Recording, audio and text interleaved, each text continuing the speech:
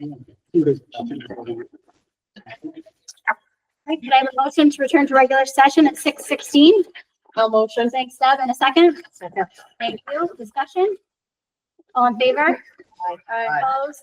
Abstentions? Motion passes. Looking for approval of minutes of the March 13th regular board meeting and the March 24th budget meeting as presented. Could I get a motion? I'll move. Thanks, Evan. And a second? Deb? Second. Thank you. Sorry, Tom. Any discussion? All in favor? Aye. Opposed? Abstentions? Motion passes. Moving along to our first public comment section. Our agenda offers two public comment sections. Opinions, ideas, and concerns that are offered by the public will be considered and taken under advisement. We have set aside a 15-minute period giving the audience time to share their thoughts with us. Please raise your hand to be acknowledged by the board president. When called upon, please identify yourself and give your address, limiting your comments to 3 minutes. Would anybody like to speak? Yes, Mr. Hooper. Dennis Paul Hooper, Rush, New York. Is there a speaker on? Because it's hard to hear you from back here. I will speak louder. Well, do you have a speaker system? Is there microphones or anything? Or? Thank you. Not too clear. Yeah. Would anyone else like to speak? Yes. I'd like to thank the board for everything that you're going through in terms of the merger right after a pandemic and all the financial constraints that you guys are under. I wanted to address the March 27th facilities committee meeting and how the safety considerations are going to be addressed in moving forward when it comes to accepting or rejecting the plan that's going to be presented tonight. Thank you. Sure. Yes. My name is Sita Sanders. I live at 2295 County Road 10. I'm not so sure if I'm supposed to like is my full address, but I wanted to say first that my son Nico is here in the elementary school, and the environment has been awesome. And I've been hearing a lot of talk about the negative sides of things, but I personally and my son has not experienced that. We just had his 504 plan meeting. The amount of love and care that is being given to my child is exceptional. And I want that to be known that we appreciate our educators, and it's not all bad. It's actually a lot of good. So thank you. And there's a lot more. Thank you. Anyone else? Hi. Hi. My name is Jen Williams. I live on Champlain Avenue.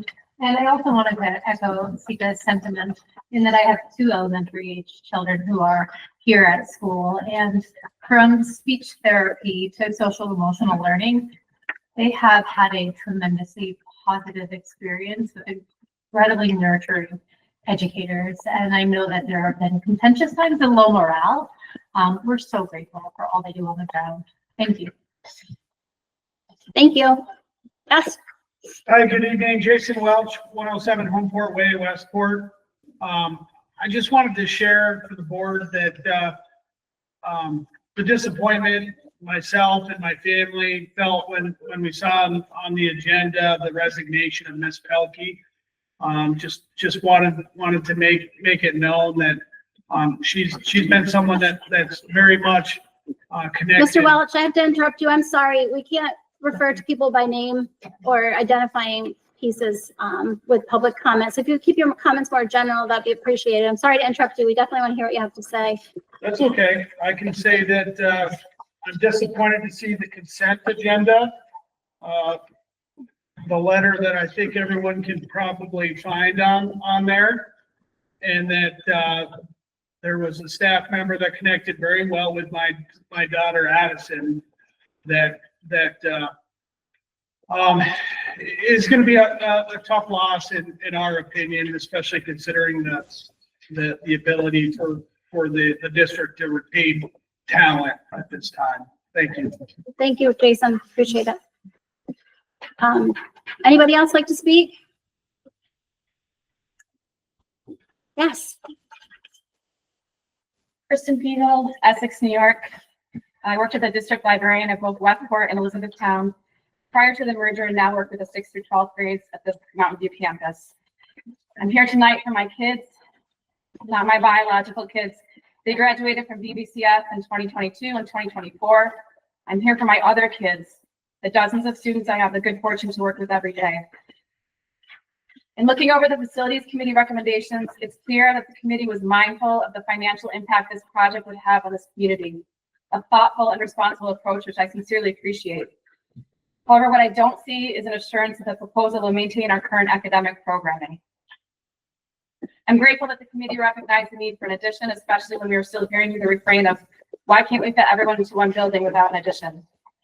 I can't understand why this question is still circulating, and I'm not sure what more needs to be said to put it to rest. I'm happy to talk about factors beyond our control that have changed the face of education over the last generation, increased mandates from the state, more students with special needs, etc. But also as a community, we chose this merger to increase our program offerings. Just a few years ago, we were seeking more opportunities for our children. Now we're already talking about less. I'd like to encourage the board to take a second look at the proposal laid out in January, the one that included a second gymnasium and cafeteria. It doesn't meet all of our needs, including on-site athletic facilities and a bus garage, but it's better than the bare bones proposal that's currently favored. And it's certainly better than a renovation without an addition. Let's be clear, whether we're considering no addition or the current version the committee is putting forth, either will cut into our current programming. For example, how does the committee envision sharing the gymnasium and auditorium when both are already in use during a large percentage of the day by our 6 to 12 students? How will we continue to offer electives in our shared spaces? Where will we put all of our pre-K through 12 students on days like today when we already have a shortage of space for students for state testing? Today, during ELA state tests, I provided testing accommodations to a student in the district office because no other spaces were available. We had other students testing in the director of facilities and superintendent's offices. I could continue to list the different programs I anticipate being impacted by bare bones renovation, but instead I'm going to put this back to the committee and ask them to clearly demonstrate how our current academic offerings wouldn't be compromised. Certainly we want our district to be fiscally responsible, but when we talk only about cost savings and where we can cut corners, we give the message that we don't value education, we don't value our children. Ask yourself, in a time of teacher shortages, how will we attract new families and educators, including teachers, counselors, and administrators to our districts? Will some families already living in the district decide to send their children to other schools?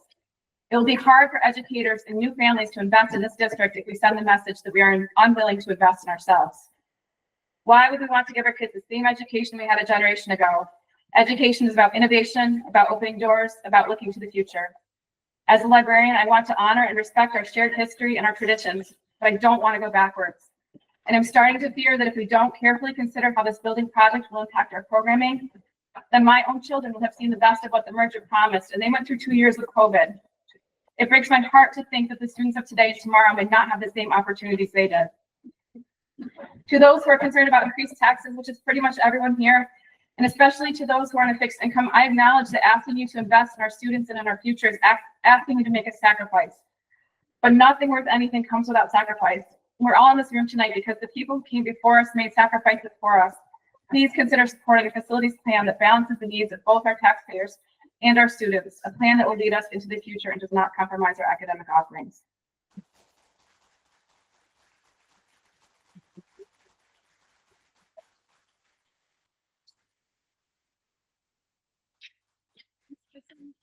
Anyone else like to speak? Yes, Jess? I hope I don't take up the last of the 15 minutes. My name is Jessica Darty Mueller, and my kids also have graduated. I'm the wife of Paul Mueller, and he is my beloved husband who has been a teacher here for his entire career. My kids graduated in 2022 and 2024 with Kristen's children. Through the merger, I wanted to let you know that my children are now successfully working their way at Clarkson. I got text from them both. They are thriving. One of them got a 100 grade on a physics midterm and another a 4.0 in thermodynamics. So I applaud our district for everything that they have done. They are successful. Everything that we have done at a district is incredible. So I want to applaud everything that our district has done as educators. We have provided that education to our district. everything. I want to applaud our district at that.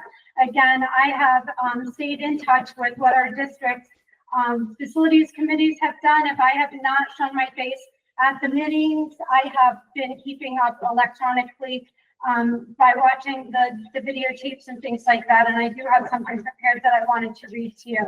I wanted to stress on 3 points, and the first is experience.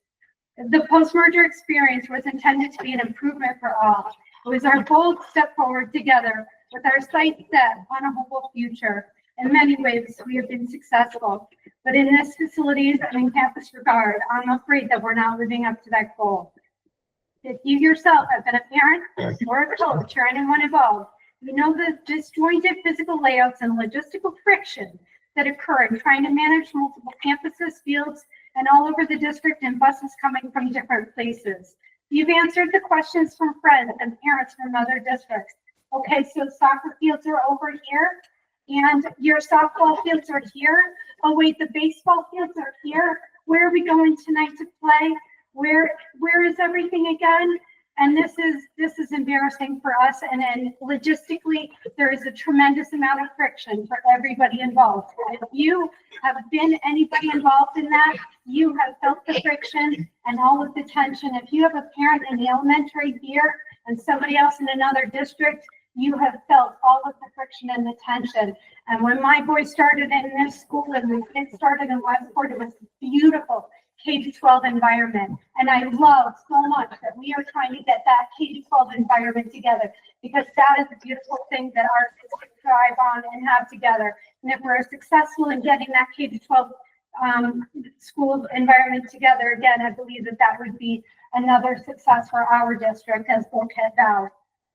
The second point I want to bring up is what we're buying with any of the money. And what the district is talking about doing, or what the facilities committee has proposed, is that we're looking at a Mountain View renovation that is putting together a very close thing. Now, what that did was at the outcry of a vote down, and I think it was a very valuable exercise. It was at the outcry of the community voting down the proposal. I know that what it could, now that we know what the project could accomplish and what it would cost, I think that is in all the slides. If anybody wants to look at what it will accomplish, that is available to you in all the slides, and I have read all of those slides over. What this proposed new buy gets us is a very basic renovation and a small addition. So about for half of the cost of the original project that was proposed that fall, that resolved all of the issues, all of the experiential concerns that I just talked about. We're only covering the basics of the building and getting the students back under one roof with a small addition. No improvements in logistical and experiential friction due to this layout, less outdoor education spaces on campus, no athletic fields, no bus garage, no improved parking. There still aren't plans that I have seen or any associated budget for anything beyond the building.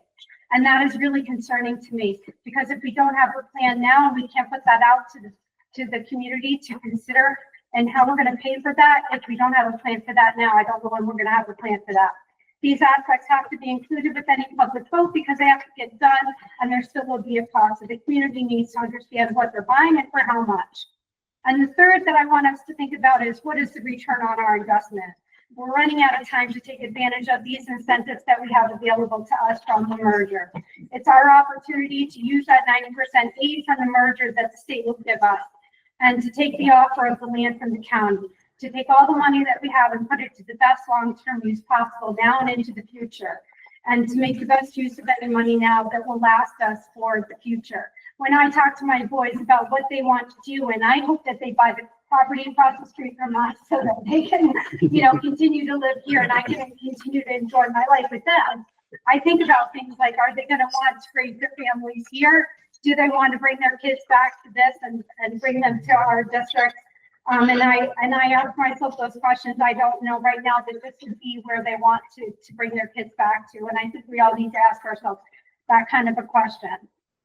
So I'm asking the board, please review a side-by-side of the Mountain View rehab proposal that the facilities committee has put in front of you against the new campus option. Put that against what the proposition was looking at.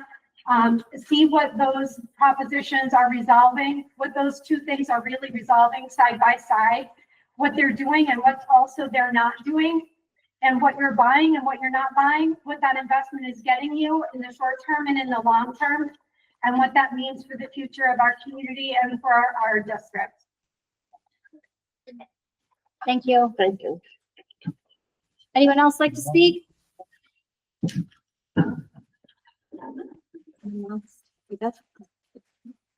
Yes. Hi, I'm Paula Stewart and I live in Westport, and I believe that the students had deserved better schools. If you ask anyone who goes to Boquet Valley Central School how they feel when they go to a nicer school, their answer will be envy and jealousy. If you ask them what that makes them think that the community feels about them, they will say it makes them feel like the community doesn't care about them, that their community doesn't care enough for their education to give them this list of things. I know that because that's how I feel. Every day when I walk into school, I ask myself, why is our community so unwilling to provide us with the basics that every student deserves? Why is it that every other community is willing to provide these basics, but not ours?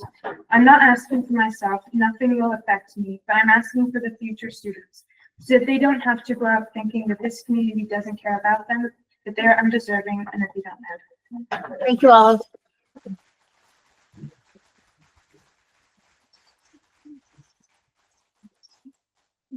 Well, we'll have another opportunity to hear from more people if you decide you want to speak at our next public comment section. We'll move along to number 8, financials. We have A and B as presented. Could I get a motion? I'll move. Thank you, Evan. And a second? I'll second. Thank you, Sarah. Any discussion? All in favor? Aye. Opposed? Abstentions? Motion passes. Number 9, action items, consent agenda, A through D as presented. Can I get a motion? I'll move. Thank you, Second. Sarah. Tom, thanks for the second. Any discussion? All in favor? Aye. Opposed? Abstentions? Motion passes. Looking towards number 10, personnel consent agenda, A through J. Can I get a motion? I'll move. Oh, sorry. Oh, I thought it was changed. It's only changing. Okay. Okay, one thing before we move here. Personnel consent agenda, A through J. We're changing J. G. G. The dates on G from March 31st, we're changing that to April 10th. And then ending approximately, it was December 9th, we're changing that to December 19th. With those proposed changes, can I get a motion? I'll move. Second. Thanks, Evan and Tom. Discussion. All in favor? Aye. Opposed? Abstentions? Motion passes. For our policies, let's do A on policies. We're doing a revision of policy 1210. Can I get a motion? A motion. Thank you, Deb. And a second? Second. Darlene, thank you. Any discussion? I'll just, if I can briefly, that is just the policy that is inviting a student representative to be on the Board of Education moving forward, starting July 1st. It's happening all over New York State. We just need a way to, the policy outlines the ways that we are permitted to select that student. And we've been working with student council on that, and that should be all set for July 1st. So we welcome the student on July 1st. Any more discussion on that? All in favor? Aye. Opposed? Abstentions? Motion passes. Moving to B, Josh, I'll let you. Sure. So this is the first reading for policy 3311, the notification of disclosure of employee disciplinary records. So it's the first reading. So I would just encourage you to, if you haven't had a chance already, just to take a look at that policy. That policy is, I'll just read you the overview and the scope quickly. It says, in accordance with New York State Public Officers Law, this policy establishes a process to notify district employees when the district is responding to a request for their disciplinary records. and the scope. This policy applies to all current and former employees of the district whose disciplinary records may be subject to public disclosure under the Freedom of Information Law. So new policy, again, I will allow you to go through it. So again, just as a reminder, we haven't had a new policy in a little while here. So new policy with the first reading. Next board meeting, we'll have the second reading and potential to adopt that night, or we could adopt at a third meeting. So again, please take a look and bring questions to the next meeting if you have, or reach out to me in the meantime. Thank you. Okay, we'll move along. Mr. Kyler, principal's report. Good evening. So you have the one pager, as I like to call it. So a couple of highlights off this. We had our book fair last month here in the auditorium, and we sold just about twice as many books this year as we did last year. So we did $7,400 in sales, and of that, our school gets to keep $2,600, and that's money that will be spent to buy kids books next year. We as a district don't keep it, we kind of pay it forward. We're gonna have 2 book fairs next year. Our attendance rate continues to hover around 94%, which I think is really great. Most districts would be really happy with that. Discipline is down year over year by 34.8%. You can see that on the left. And then chronic absenteeism, so that's defined by the state as students who miss 10% or more of the school year. Nationwide, that number hovers around 25%, and we at the Lakeview campus are at 12.2%. And I think that's something to be really proud of. On the back, I just want to highlight some grants that we've received in the past month. So we received a $1,200 grant from Assemblyman Matt Simpson's office to cover the expenses for a field trip to Point Roche State Park. It's a field trip that was going to happen anyway, and they're going to cover all expenses associated with that field trip. And in the February meeting, I had shared that we applied for a grant from the Adirondack Foundation, the Educational Opportunity Grant, and we received a $10,000 grant last week, which is really, really exciting. I'm super pumped about that. We're going to use that money to do family literacy nights and then community reading corners. So this is literally putting books in places around the community. So when kids are at Jams or the doctor's office or at Tops, they can get a book with Boquet Valley gear all over it, and encourage early literacy before students come to school. You just had on the consent agenda the University of Kansas CW Fit program. So we completed that. We have received $20,000 as a district this school year. And the teachers that participated also received a stipend, and they could keep the tablets that were part of the program and all the data that they collected during the program, which is great. We have a couple of outstanding grants that are in the works that you can see at the bottom. At the last presentation I had in February, I promised to share some information about Amplify. So there's a couple of things, and I'll let you read it at your leisure. The first that talks about a 10-day lesson set, and it has lots of A, B, C, D, E, F. That's what a lesson plan looks like in a 10-day cycle of intervention. The focus of this is a kindergarten group with a focus on decoding and nonsense word fluency. So that's what a lesson plan looks like. I thought it'd be valuable for you to see that. And the last page, that looks like this from far away, has hexagons on it. So it shows teachers' names. Those are actually students. I just put teachers' names in there to protect confidentiality. That's what it looks like on our end when we look at student progress and intervention. Those hexagons that are filled in demonstrate that the student has mastered that skill. So this kindergarten group is working on blending and irregular words, and we will track progress on that and work from left to right to fill in those hexagons. The middle graph is like super exciting for principals. This is a kindergarten progress monitoring for decoding, their ability to read. And you could see that they started in September with that yellow dot at 0. That means they could not decode any words. And then in December, when we did our middle of year benchmark, it was 0. They could not decode any words. And then suddenly in January, there's that spike. Suddenly they have 6, they're at grade level. That is literally the light bulb going off for a kindergartner. That's them reading. That's really exciting. That's like fireworks. They're excited. They are reading now, and that student is suddenly at and above grade level. So that's what it looks like on our end when kindergartners start to learn how to read.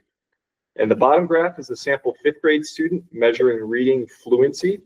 And you can see that they started and are still below grade level, which is why they are in a tier 3 reading intervention program. And that's literally what the data looks like as we progress monitor every 2 weeks. I would argue that there's a steady increase in that data over time. We want to see more dots above that line than below. But that's what the data looks like. This is what we look at when we have these meetings to talk about intervention for students. And I would like to invite Mrs. Bissell, who's going to give a teacher's perspective on CKLA to close this out. First, I want to thank all of you for agreeing to purchase this program and thank my coworkers because Mr. Kyler sent out a survey and I voted no. It looked like it was too much and I liked my old program and that was it. And then, but enough people voted yes, thank goodness, because what I've seen this year has been off the charts. Implementation is not for the faint of heart. Like it is a lot of work, but after getting through this year, I know next year is going to be that much easier. When you look at 20 pages of the manual, it's really, it is a lot on the teacher, but it's really a 15-minute section of a lesson in the classroom, hands-on collaboration, plus a written response. And so much group work, so much partner work, much more than Wonders or Open Port ever offered. I mean, we did that naturally in both districts, but this puts it right in there. You know, make sure you ask the children to find a partner. Make sure, I mean, so things that we maybe we're doing before we are told to do with this program, and we see the benefits.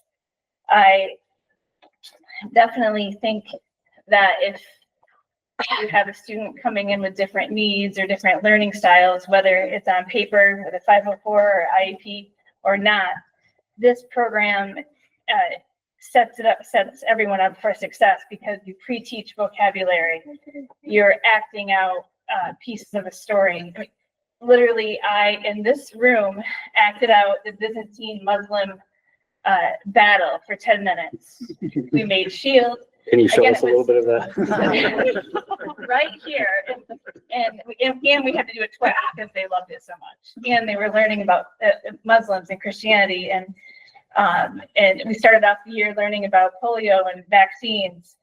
We have spent so many years and money and research on getting the best books, you know, to motivate kids to read at all levels. This program does it.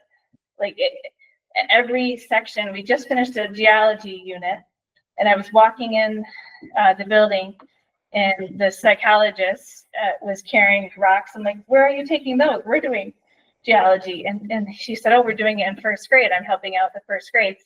So then we took one of our lessons, and we came down to both first grades, and Mr. Kyler was able to see that, and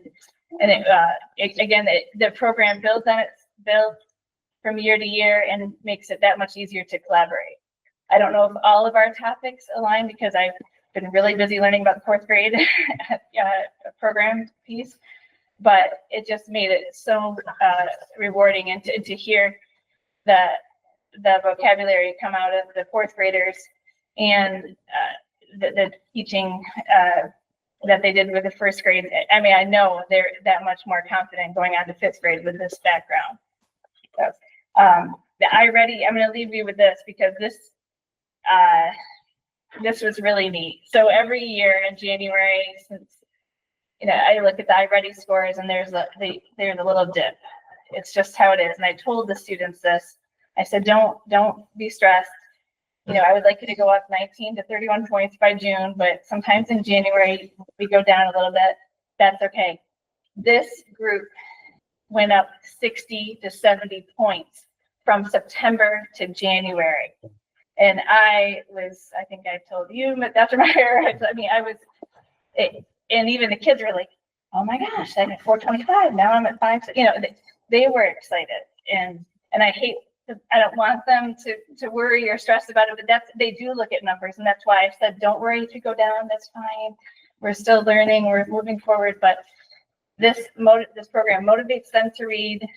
The more they read, the better they get, the more they comprehend. And I, again, thank you for purchasing it, and thank my coworkers for voting yes. Thank you.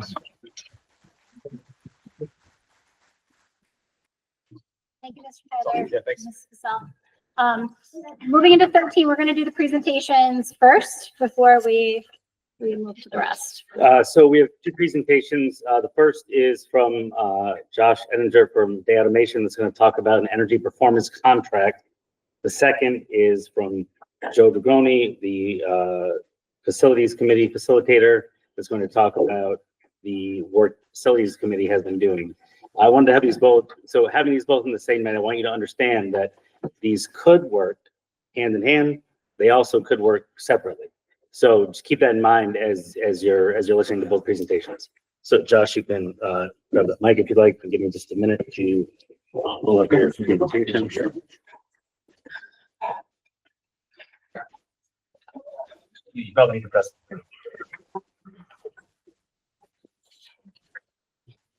Hello, check, check. Hello. Worst case, I can just talk loudly too. That works. Hello. Try one more time. Check, check. Oh, thanks. Okay, can everybody hear me all right? All right. And I don't know if Josh, you have the presentation. So, real quick, we're Day Automation. We're in about 300 school districts across New York State. We do security, energy controls, and energy performance contracts. And we've been doing this for about 50 years now, almost. And we, like I said, we're in 300 districts across the state with 8 separate offices throughout there. We were started in Victor, and we kind of have a significant amount of knowledge on funding and helping get the projects done through New York State. We know it's difficult, but this particular avenue, we believe, is a good way to do facility improvement measures through an energy performance contract. So please, if you have any questions, feel free to kind of throw them out there. But an energy performance contract is an alternative means of funding. It's similar to a capital project, except it's funded fully by the energy savings and the building aid that you get by doing that project. So essentially, it's no net cost to the districts because you're essentially taking the money that you would be spending for energy and reallocating that to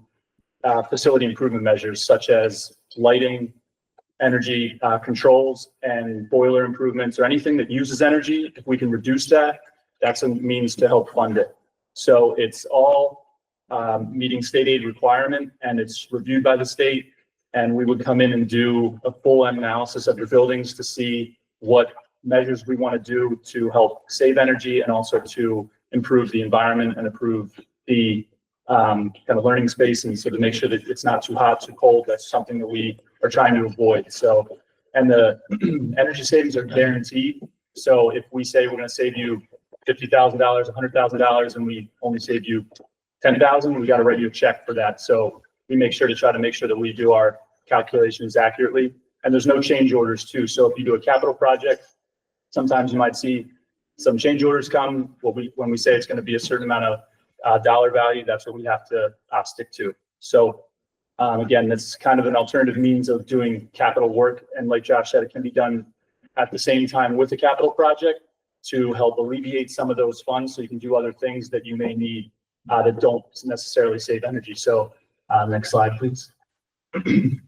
So we were given your utility bills, and essentially we use those bills to see where you're at currently from an energy use perspective, and then we see where we can get you to based on our familiarity with school buildings and making them more energy efficient. So based on our initial analysis, we saw that there's about a $2.5 to $3.5 million project we could do utilizing your energy savings, and that range is there because there's a lot of different options you can do, but one of the options we saw potentially was doing some level of a fuel switch to potentially a more efficient fuel source in your buildings for your boilers. So there's a significant amount of savings to that. But again, we would coordinate with any existing capital project or kind of the needs and wants of a district to make sure that it makes the most sense. It's a collaborative effort that we want to work with you to make sure that the project gets everything that you want it to be, but also saves you some energy and gets you some facility improvements.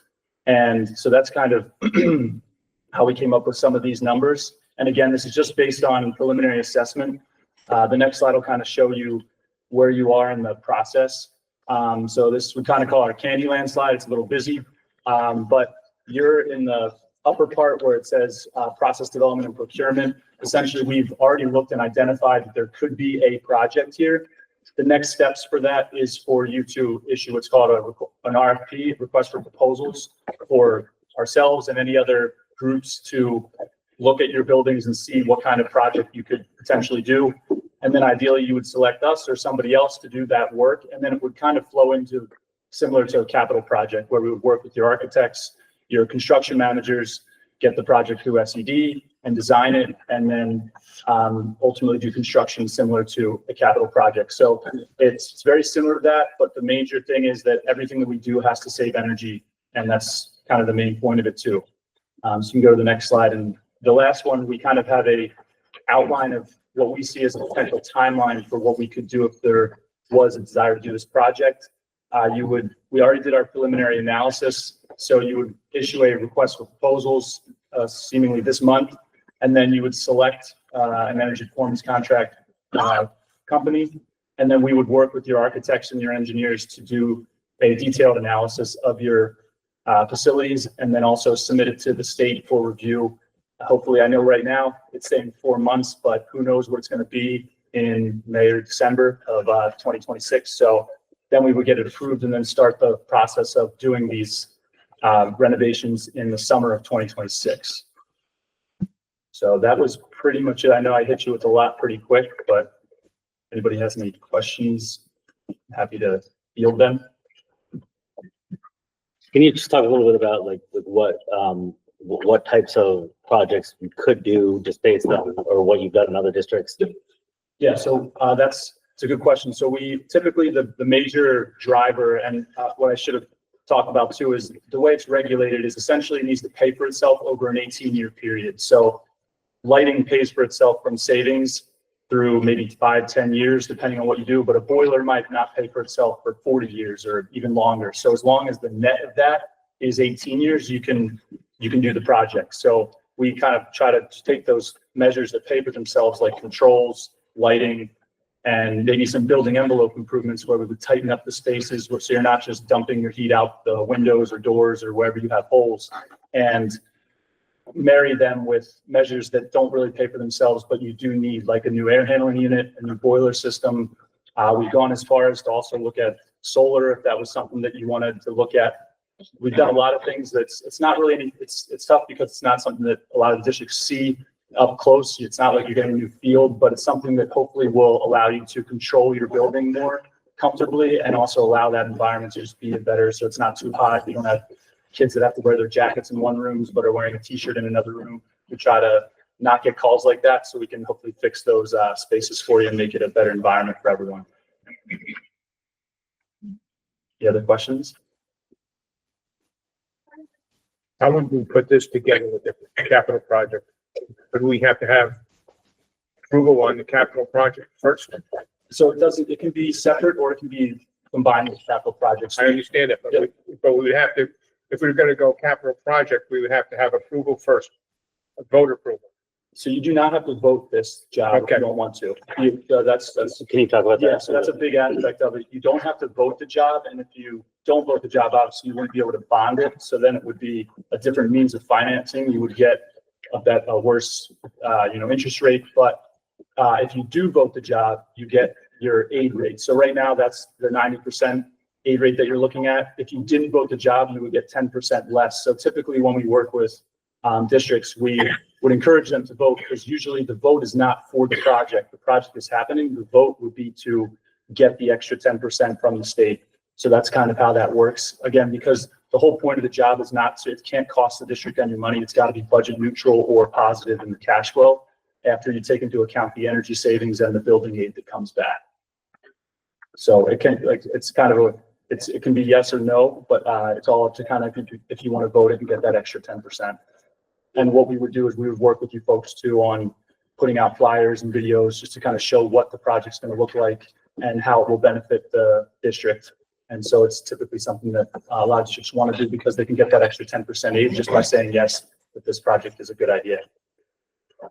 So can I just provide maybe an example and tell me if this is a good example of how it could come together. So I know in the facilities committee recommendation, one of the things discussed there were the boilers. Yep.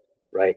So if you found that it made sense to do the boilers in the energy performance contract project, then that could be removed from the facilities committee project. And then from there, that could either reduce the cost of that project or use that money for something else. Exactly, and that's one of the benefits of doing it with the capital project. We've done it multiple ways where sometimes we'll have the districts vote both the capital project and the energy performance contract almost at the same time. So it's this kind of pool of money where you can say, okay, the energy performance contract can fund $2 million or $3 million and take into account maybe that boiler that now is not going to be funded by the capital project. And you can now do other things, like if you need a new bus loop or something like that, you can. So that's the nice thing about doing it. It can take the burden off of the capital project with things that you were going to do anyway, like lighting and the boiler work and that type of thing too. If you were going to be in a building short term, or is there any can you piecemeal it and Yes. get money back on that group to keep Yeah, that? so that's, if that was going to be the situation, a lot of times we've had districts where they will go in and say, we're not 100% sure what we're going to do with this space. So we would recommend you can take savings from one building and apply it to the other. It doesn't have to be like the one building pays for itself and the other building pays for itself. It can be a district-wide thing. So we've had situations where schools wanted to do a huge renovation on their elementary school, but had no real needs in their high school. So we just were able to change the lighting out in that high school to help fund some significant boiler work in their elementary school. So you can do that type of thing. So you take kind of the low-hanging fruit, we call it, and get those savings and leverage them in the building that you plan on, doing some significant renovations in. That's the beauty of it, where there's no real set in stone scope of work right now. And we would collaborate with you and the architects to build kind of the best one that you want. And it's beneficial that way. So if you were going to be in a building for 4 years, what would you recommend that we worked on? You can take the savings of the lighting, probably would be something that you would look at, and potentially the controls, because those things kind of pay for themselves, or the building envelope too. Those are low-hanging fruit items that we would see that would pay for themselves over the course of, and help fund more work in a building that you were potentially going to stay in for a little bit longer. What we'll do is we can show you the cash flow too, because we show a cash flow. It's usually funded over 15 years, but the actual energy savings go through 18 years. We guarantee them. So we can show you in that, let's say, 5-year stretch, where at year 5, you're not going to factor in that building anymore because those savings will be gone. That can be shown in when you're calculating that. And are you capable, when you're looking at it, like in terms of you develop the lighting, to look at the way that the lighting would be multiple use to make a building worth more when we were done with it? Absolutely. Improve the value of it. Yep. Yeah, we've Thank done you. that a I'm sorry to handful ask of these times. questions. Yeah, we put in controls where we put thinning or something like that. If they knew, if the district knew that they were going to maybe change the use of that building or rent it out to somebody, let's say. Yeah, we can work with you on that. Okay, thank you for those questions. I just have one question. I see that some of the incentives are federal incentives used in the project. Is there any concern about those going away and the kind of environment there?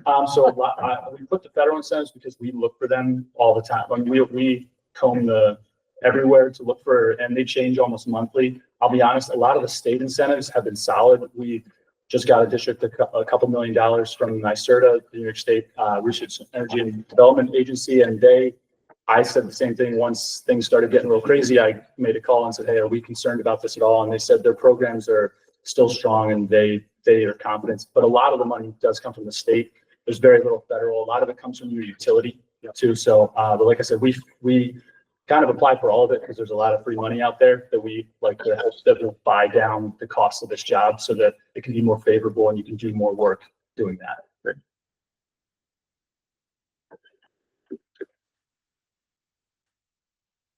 If you have any other questions, I know we get you with a lot. Feel free to email, call us, whatever you need. We're happy to answer them.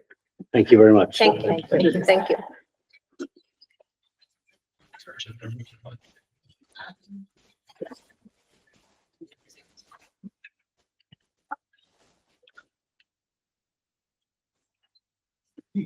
All right, facilities. Dr. Joe Pagoni.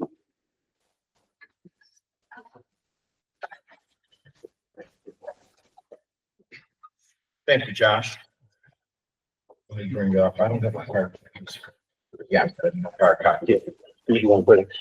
Yeah, if you don't mind, Josh. Thanks.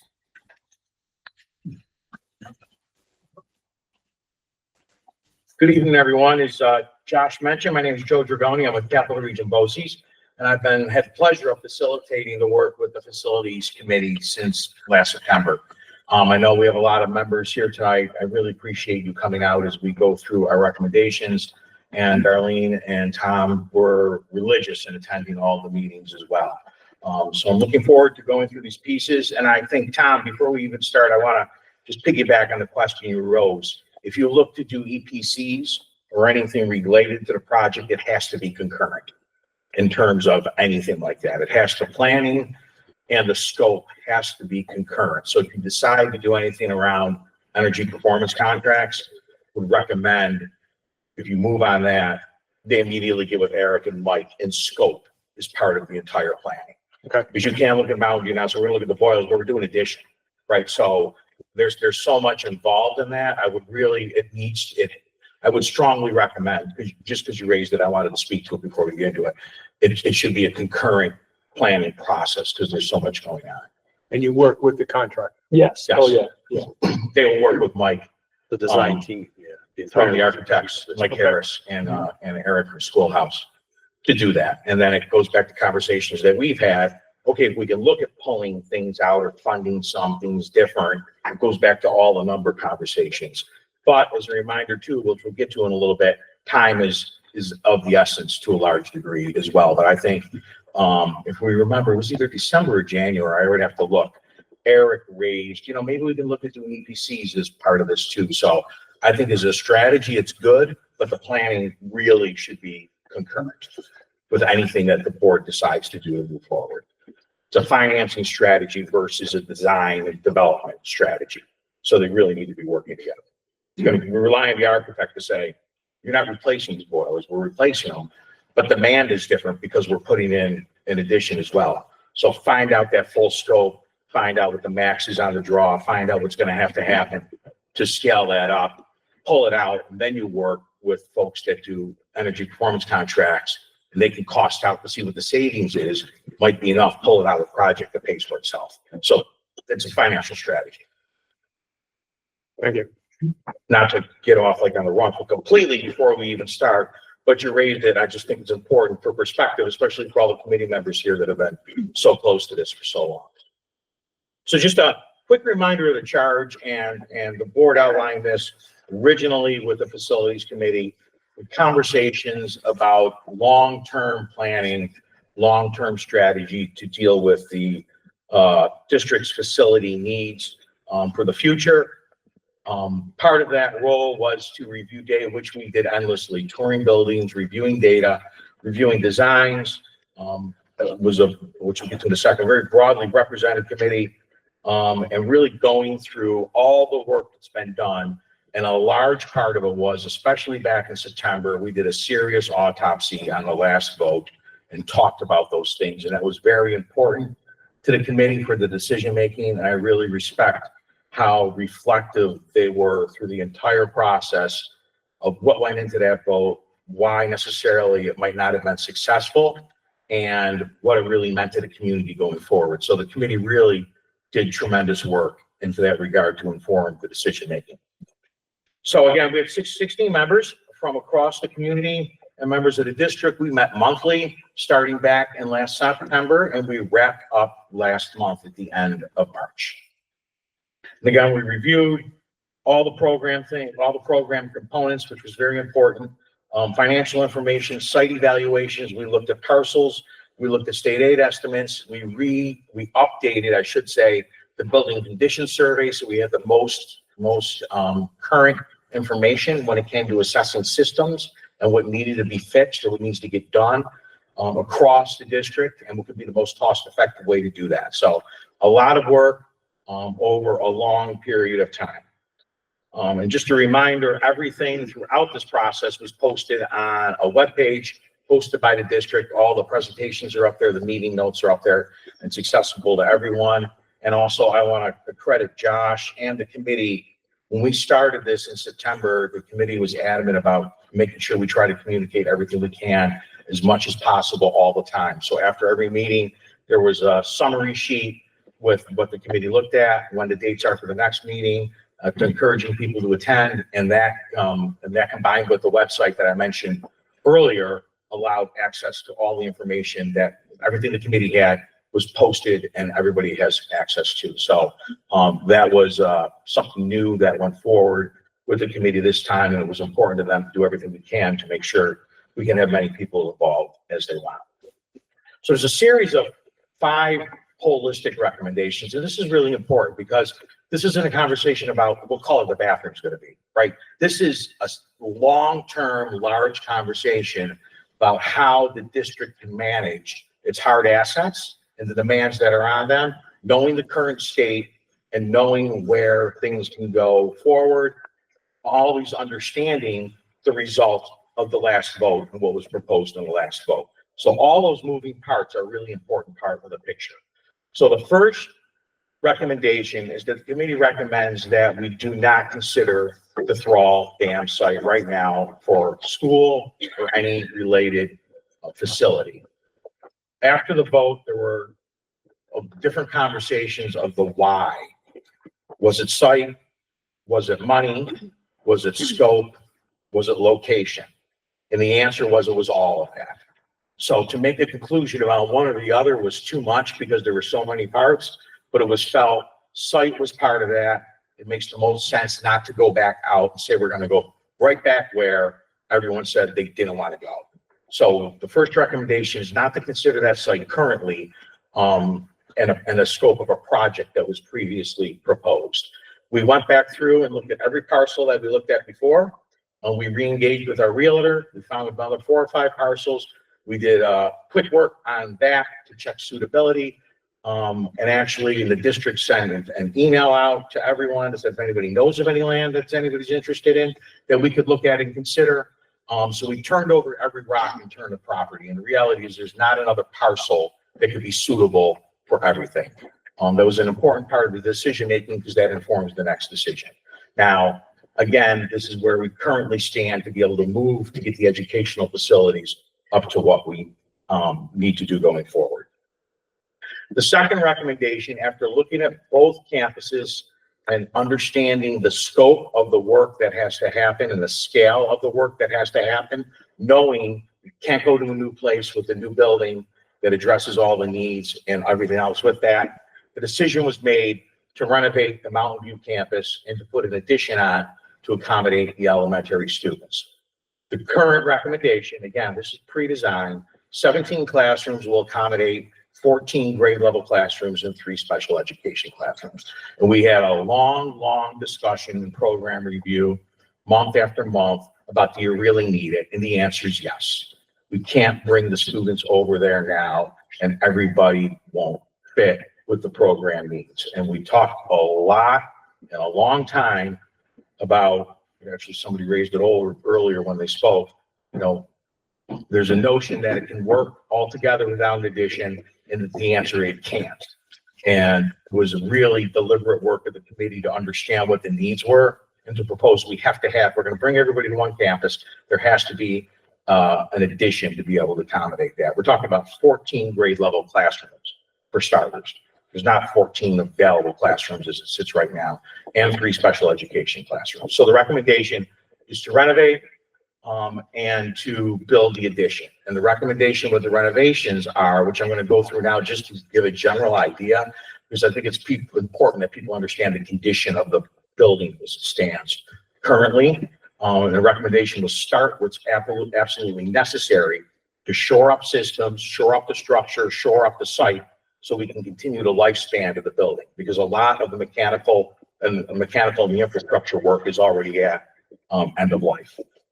So just some general ideas. When we looked at initial things that should be done in terms of priority and working through those, which have to be balanced with cost as well. But we know there's drainage and catch basin problems in the site, problems with the asphalt, there's problems with the concrete deterioration and curb deterioration, and the playground needs to be completely replaced. That work in terms of site needs to happen first. The building envelope, there's issues with the concrete foundations. There's horizontal cracking in the 1951 part of the building that generally says there's a water infiltration problem. It could be subgrade as well. So we'll have to do some investigating. The team will have to do some investigating on that. But ultimately, the way the cracking exists, it suggests there's an inadequate there's a reinforcement problem. So we've got foundation issues in the 1951 part of the building that need to be addressed. There's issues with brick and repointing. There's a lot of deterioration around the windowsills. There's issues with marble panel. There's warping. There's joint degradation. So the whole envelope of that seal of the building needs to be looked at as well. And something to the earlier conversation, when you talk about tightening up the envelope, you talk about energy savings. What would that mean if that's something that could be looked at through a different financial model too as well? Next are a few minor interior things that rose to the top of the BCS. Issues with carpeting. It's very, very old. The places where it should just be replaced because of the lifespan of that. And there's issues where there's vinyl composite tile that should be replaced with LVT as well, where it's just in such poor condition. It's either a safety issue or it's a sanitary issue or something like that. So there's some interior spots that need to get touched. The mechanical systems are the biggest issue that we're dealing at because essentially you're at end of lifespan from 1990. It's 35 years ago. Equipment only lasts so long. It's important that it needs to get addressed. The original boilers are at the end of their lifespan, and part of that too is the burners, the Carlin burners. We can't source parts for these anymore. And Josh and the team will be the first one to tell you when it breaks, you're robbing Peter to pay Paul to figure out how to keep things up and running. So it's a very, very critical infrastructure problem. And I think as far as I'm concerned, it's on borrowed time. So the boiler situation is right at the top of the agenda. All of the unit ventilators that were installed in 1991 used the R22 refrigerant that's been phased out. They're really end of life. The wall hung ones and the ceiling hung ones, those should be replaced. And a lot of the upper and lower floors don't have means for the relief area. So you're talking about reworking all of the systems in there. Same thing with there's exhaust issues in the art addition, where the bathrooms are in the art addition, as well as intake issues again in the 1991 section of where the music area as well. The kitchen, we spoke about a lot. It was another important concern, and that's something that showed up a lot in the BCS survey as well. Let me scroll ahead to the next one. The hood, don't think the hood's a type 1 for griddle and stove operation. There's no makeup air available, so that has to get addressed. There's no exhaust and vapor capture in the dishwashing area, and the air handlers are all out of, well, beyond their electric oil. They use the old refrigerant. They're beyond their life expectancy as well. So you want to be able to do all of the air handlers in the kitchen as well. Plumbing, again, it's really back to the kitchen. We don't think there's a grease trap in the waste outlet. It's currently being skimmed, or there's chemicals used. That needs to be addressed. The sanitary lines don't have floor sinks. They're connected right into the system. That's plumbing infrastructure you want to put in again to support everything that goes on in the kitchen area. And then something that is very important, which rose to the top of the BCS too, is just but a very simple fix is replacing the valve and the floor drains in the chemistry lab for the eye washing station. That's a technical, it's more of a certification and a requirement, but it's something that showed up in the BCS that needs to get done. From an electrical perspective, there's no, well, throughout the building, any circuits or wiring that needs to be replaced should be replaced. There's no strobe lights in the student occupied areas, so we want to make sure that gets addressed, especially as it's run back to the panel. Carbon monoxide detection system is not available. That's something that we want to have installed. We want to harden the visitor's entrance with adjacent controls, install, and especially from the electrical side and the software side, a badging system and a sign-in system, which will address security And part of the recommendations, and this was very important to the committee, and parallel path, on a parallel path to the infrastructure work, BOCES has health safety management services, and they can work with the district on a safety audit of an assessment of the current building, especially as you go to do an addition with that, what else can be addressed. But the initial infrastructure issues of hardening the entrances and installing the security system, Raptors are very the common one a lot of schools use, but that access will already be addressed. And again, the recommendation is to work with the BOCES to continue to look and see how any security, or if there's any really critical natures of security issues that need to be addressed in terms of asset or infrastructure. And lastly, as part of the first three holistic recommendations, is not to use the Lakeview campus for the transportation facility or the fields. And the reality is it comes to cost. We ballparked around, call it between $1.5 and $2 million, call it $1 3/4, just for abatement. So you're $2 million in plus or minus to abate the building, and then it's removing the building, and the contour of this campus is impossible. There's be so much cut and fill to be able to utilize it long-term in an athletic facility. We had a couple of drawings, what fields would fit. Could we leave the big gym? You can't, because it's right in the middle and nothing else will fit around it. What about if we do a bus garage there? If you did that there, you wouldn't have that space. You got to cut and fill in the back, and it's incredibly cost prohibitive. So based on reviewing all the plans and reviewing the site and what other options might be, the committee's recommending that we don't repurpose this site. The expense associated with it is really, really cost prohibitive. Also, the committee is part of that, which we spoke about at length, is, nobody wants to walk away and abandon it either. So they really encourage the board, Josh, if you move in this direction, start conversation with municipalities, how you can collaborate on repurposing it, looking for buyers, what the town might see for the, just there was a sense of want to work together to try to make sure that it can be repurposed in the best interest of the community going forward, and something that the municipality would want to be part of.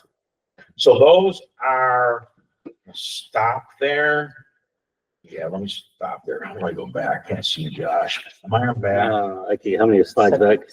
Back me up one. Second one from the top. Second one from the top? Yep, says previous. Wait, are you moving me now? Oh, I lost the thing. I quit. You got it. This one? Yep. I'm back, good. I'm gonna stop there because the last two are not related to this. So the big picture, again, just to review, the big picture recommendations are not to go out with a giant project again. There's no suitable place to do it. The answer isn't to go back where we weren't already successful. The nutshell recommendation from the committee is we stay at Mountain View. We do an addition to accommodate bringing over the elementary and related classrooms from this campus. We start with the renovations there, which I just touched on, what's absolutely necessary to preserve the building over time. You're at end of life systems. In most of these cases, this work has to get done. Look at the expenses around that, see what that looks like, and then continue to look further till there's a comfort level with the board, with the community, about what the financial impact of that would be. Questions on the renovations or the recommendation to stay at Mountain View and to do the addition there and do the renovation work? And again, that's just a taste of what really needs to get done. I'm used to speaking loud from the facilities committee meetings, huh? Can you remind us of the total, the cost of just the bare bones, just the renovation piece? I don't have all of the numbers in front of me. Everything's posted. Yeah. We were looking at the old presentation, and again, and my last slide is no one's allowed to quote me on says what something costs now, because you're 5 years out. Yep. On all of that. But if it was a bare bones, look at it from an unaided perspective. like what's costing you out of pocket.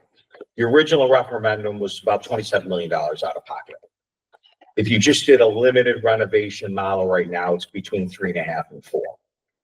So think that scope is how much the difference is. So if you did what you really needed to do, it's between 3.5 and 4. If you go beyond that and say, you know what, we want to do some more renovations or we want to do some more other things, it will build up from there. And I don't want to get granular on cost, but that's a really important question. But just my knowledge of the district and the work I've done, your levy is about $8.3 million, right? So 1% on the levy is $83,000. It takes 12 cents per $1,000 of assessed value to raise 1% on the levy. So, I mean, that's the back of the math. Car financing, I always use that, you know, what's your lease going to cost, what's your monthly payment. So if you say the math goes through and it's 5% impact on the levy, it's going to be 60 cents, 5 times 12 per $1,000 of assessed value to raise that $83,000. And that's the way the committee talked about it a lot, because the original project, it was 25 or 20, somewhere in the neighborhood of 25% on the levy. We're looking at, in a limited scope, 6 to 7. Does it turn into 10? Like, those are all moving parts over here when it determines how much you want to continue to renovate. The scope between both is really, really different. Really different. Any other thoughts on 1 to 3? So I just want you to clarify, if you don't mind, like, where we are in this process. And I say that, I want to clarify that for everyone, because of where I feel like the community really got involved the last time was when the board was approving after we already heard from state ed. And we're not there right now. Correct. We just talk about where we are. Yeah, that's a great point. And as the committee's, back to slide 1 about the charge, was to make the recommendations for the long-term proposals. The committee did not get into, and we worked very hard. This is a 40,000 foot recommendations for the long-term use of the hard assets of the district. We did not get into, well, if this goes here or if this goes there, or what about this and what about that. And we heard that at the last meeting, the folks coming out. People have spoke to that tonight as well. We're not that granular. We're at 40,000 feet. And what we're saying is what we do know, or the committee determined, is you want to be a Mountain View and you want to do the addition, and you have to fix Mountain View to be able to have everything there. So we didn't get granular out of that. We looked at different plans, we looked at different proposals, but the next step is, which has to happen pretty quickly, is the design work and the submissions to get up to SED. If the board moves forward with recommendations now, I would strongly encourage the design team needs to get working. All of that has to happen. It's a 6 months, for the sake of argument, to review preliminary design. The addition has to go through preliminary design at SED. If that thing can get up in June or July, by December, and I have a full timeline at the end. So this is holistic. It's not the big picture. Shira, I know you're dying to say something, so go ahead. You're the best, Shira. Thank you. So I wanted to, and Tara and Tom, I see Josh, because other folks are out there, work very hard as members of this committee, and I just really want to acknowledge their work. Go ahead, Shira. Could you also please just clarify where we are on that 10-year window? Yes, that's a good point. To get, which the committee talked about as well, which kind of has a sense of urgency. You're only eligible for the extra aid for the merger. I think we're in year 7, Josh. We got 3 years left, if I remember correctly. So if something moves now and is not successful, there's a very strong probability you won't get the extra aid. The window's going to close. It was a 10-year window. It failed vote. We're back again. So you're going to have to go. Our suggestion is you get the referendum next year, because it's going to take another year of planning, and you're not going to be done with this until 2030 anyway. So time that's a great thing. Thank you, Shira. It's a very important point, because time is an important factor in all of this as well. So you can maximize state aid. So there's 2 more related recommendations. Again, this is facility, what has to happen, top priority to be able to move forward. The committee recommends continuing to work with Dudley for location of the athletic fields. There's been, a parcel hasn't been found yet. They're already playing there. And it's not like if you move forward to this, you'll never be here again ever, right? You're 5 years out. You're still going to be using the fields back here. There's still a runway in there to look at opportunity or something different as well. You have the relationship with Dudley. Dudley's is interested, from what I understand. Josh has been working very hard with them to formalize some things. You stay there together, or maybe invest there and use that site and put more fields there. But the recommendation now is to continue to collaborate with Dudley. Anything additional, it'll be fields located anywhere else are all out of pocket. So this was really about prioritizing how do you manage the fiscal side of this, what needs to get done. And what needs to get done is our 1, 2, and 3. The field problem still needs to be solved. The bus garage, the transportation facility problem still needs to be resolved. But number 1, 2, and 3 are your biggest problems. Right? We've got to take care of kids. We got to get staff. We have to be able to do these things first. The fields work where they are. You strengthen that partnership. That's great. You really don't want to do the fields here. If you stay there for X amount of years, fine. Does something turn up down the road that might be something different? Fine. That's a conversation the district can have again. But the committee is recommending, as we stand right now, continue, because the fields were part of that original project. So to solve that part that was in the Thrall Dam project, continue working with Dudley, either improve over there, work on the relationship there, and see what kind of opportunity that can still grow out of that based on what we know now and based on prioritizing the work of all the recommendations. Does the non-contiguous portion also affect the bus garage? Yes.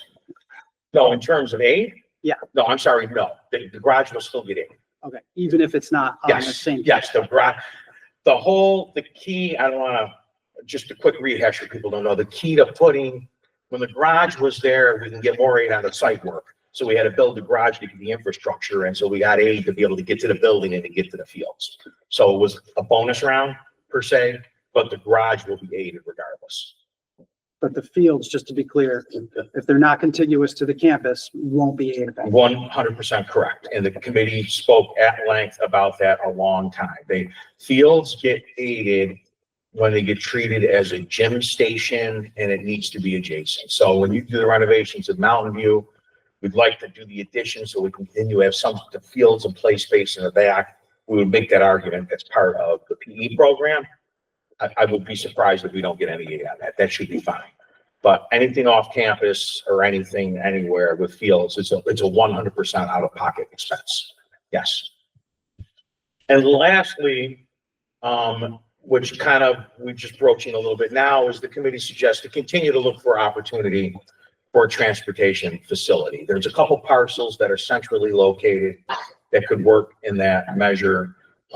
If it moves, the district could, maybe does that become parking where the current facility is? Are there different, there's a million different options that can go with that, but these are kind of tier 2 and tier 3 problems, right? So we parse these things out to say, we got to deal with fields. We're already at Dudley, that works, stay the course.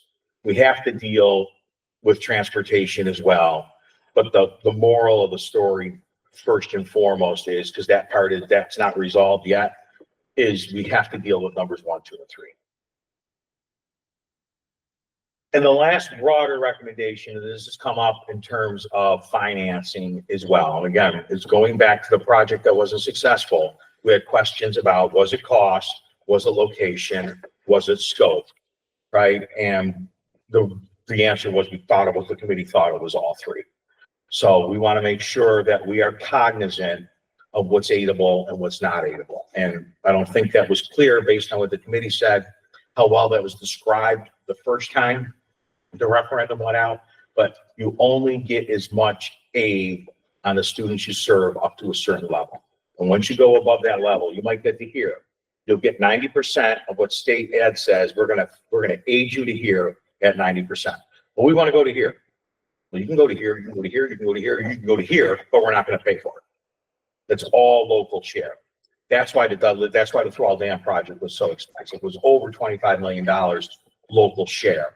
So almost half that project was out, not quite half, was 63 million. Well, close to it. 40% of that project was out of pocket, which is why the impact was so high. So the recommendation to the board is that you have to consider what's aided and how it's aided, so you can look at the whole holistic impact on the community, on tax rate and on the community. But the committee also understands that we're going to be above the MCA. The MCAs are just too low, right? We know we've already conceded.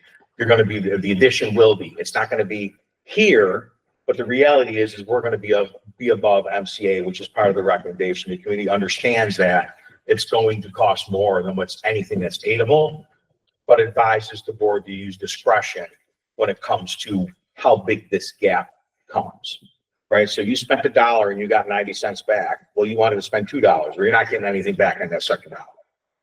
So it's about the approach, which you really can't do until you get scope, you look at financing, you look at scheduling, you look at aid, and all of those pieces have to come together, and nothing can happen until we get out of the gate here and start planning out what the entire scope of the project can look like. So again, just a couple of reminders. My disclaimer goes on every presentation. Nothing is final until state ed says it's final, until the estimates are done, until what the costs really are, until borrowing is determined and what the rates are. The price of poker is coming down a little bit. We're already seeing a break for some projects in the rates right now, but it wasn't what it was before. You know, I was telling Josh when we did started a big project in 2019, we were borrowing for nothing, 2 and change, nothing. You know, it's different now. Will it move by the time you either go out for your first round of bond service, or if you do a construction ban up front first, maybe.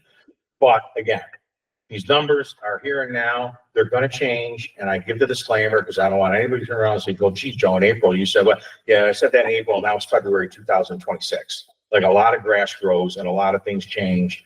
The price of products is moving all over the place, right? We don't know where anything is going to land. Construction's finally leveled out a little bit, but for the past 2 years, the materials prices went berserk. It went berserk during COVID. It stayed that way for a while. It's a little bit leveled off, but no one has a crystal ball. No one has a crystal ball on costs until you know exactly what you want to do. We also know, as I mentioned earlier, the scope of the renos will really be consuming most of the costs in terms of the renovation aid. You saw that list. It's not even complete. There's just a lot of work to do in terms of renovations. And again, there's additional revenue potential that can come down. There's the sale of this campus that can be, the board can come into revenue for that.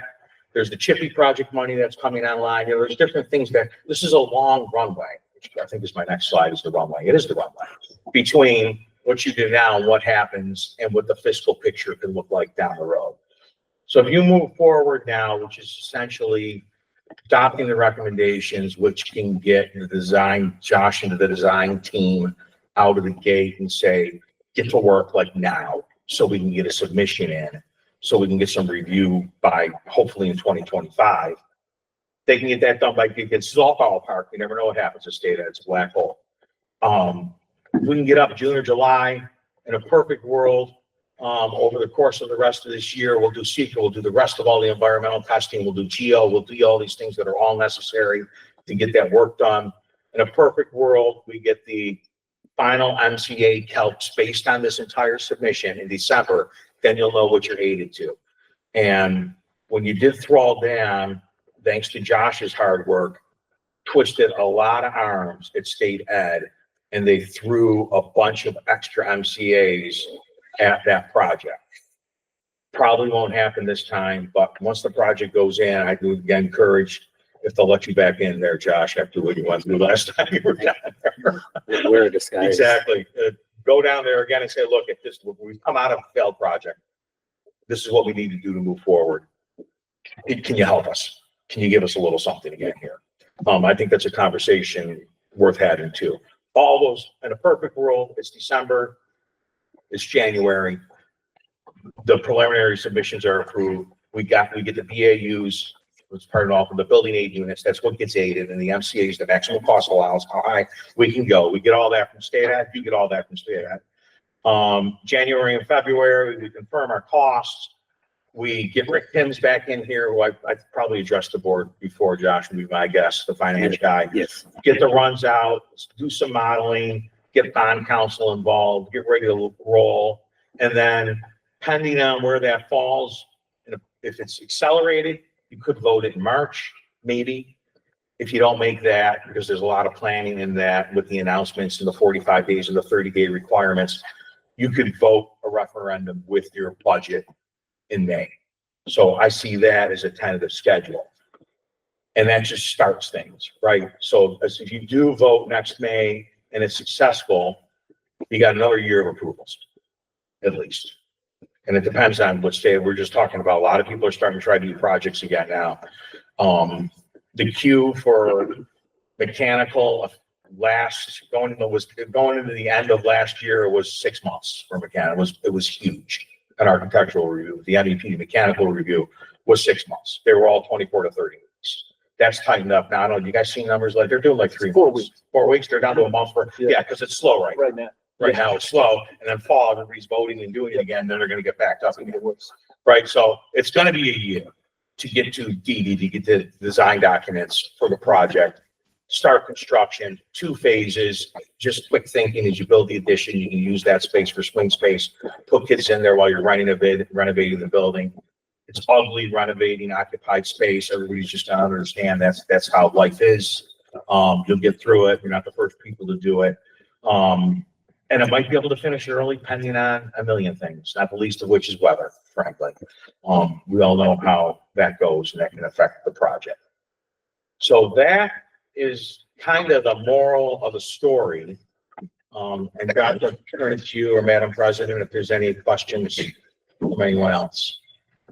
So I'm just wondering, I think I understand. We're voting on the big broad view. We're not another board, another time, they'll be voting on what to put forward to the public as far as, you know, if we're going to renovate and have a real auditorium or if we're going to put through a bare bones project for the kids. We're just looking at site and just the basics of. Yes, ma'am. The recommendation, basically, the big question answered is you're saying you're not going to, this building won't be purposed as a school once the renovations and the addition is complete. That's the ultimate part of the decision making. But to your point, there isn't another year to be arguing about, is it 10 square feet or is it 20 square feet here, or is this go here, or does that go here? It's a tight timeline. So if you do move forward, like I said, I encourage Josh to quickly re-engage the design team, the architects, and the project manager about those design specifications, because there's only going to be 90 days plus or minus stuff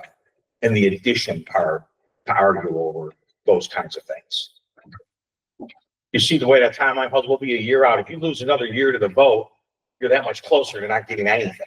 So it's a tight timeline.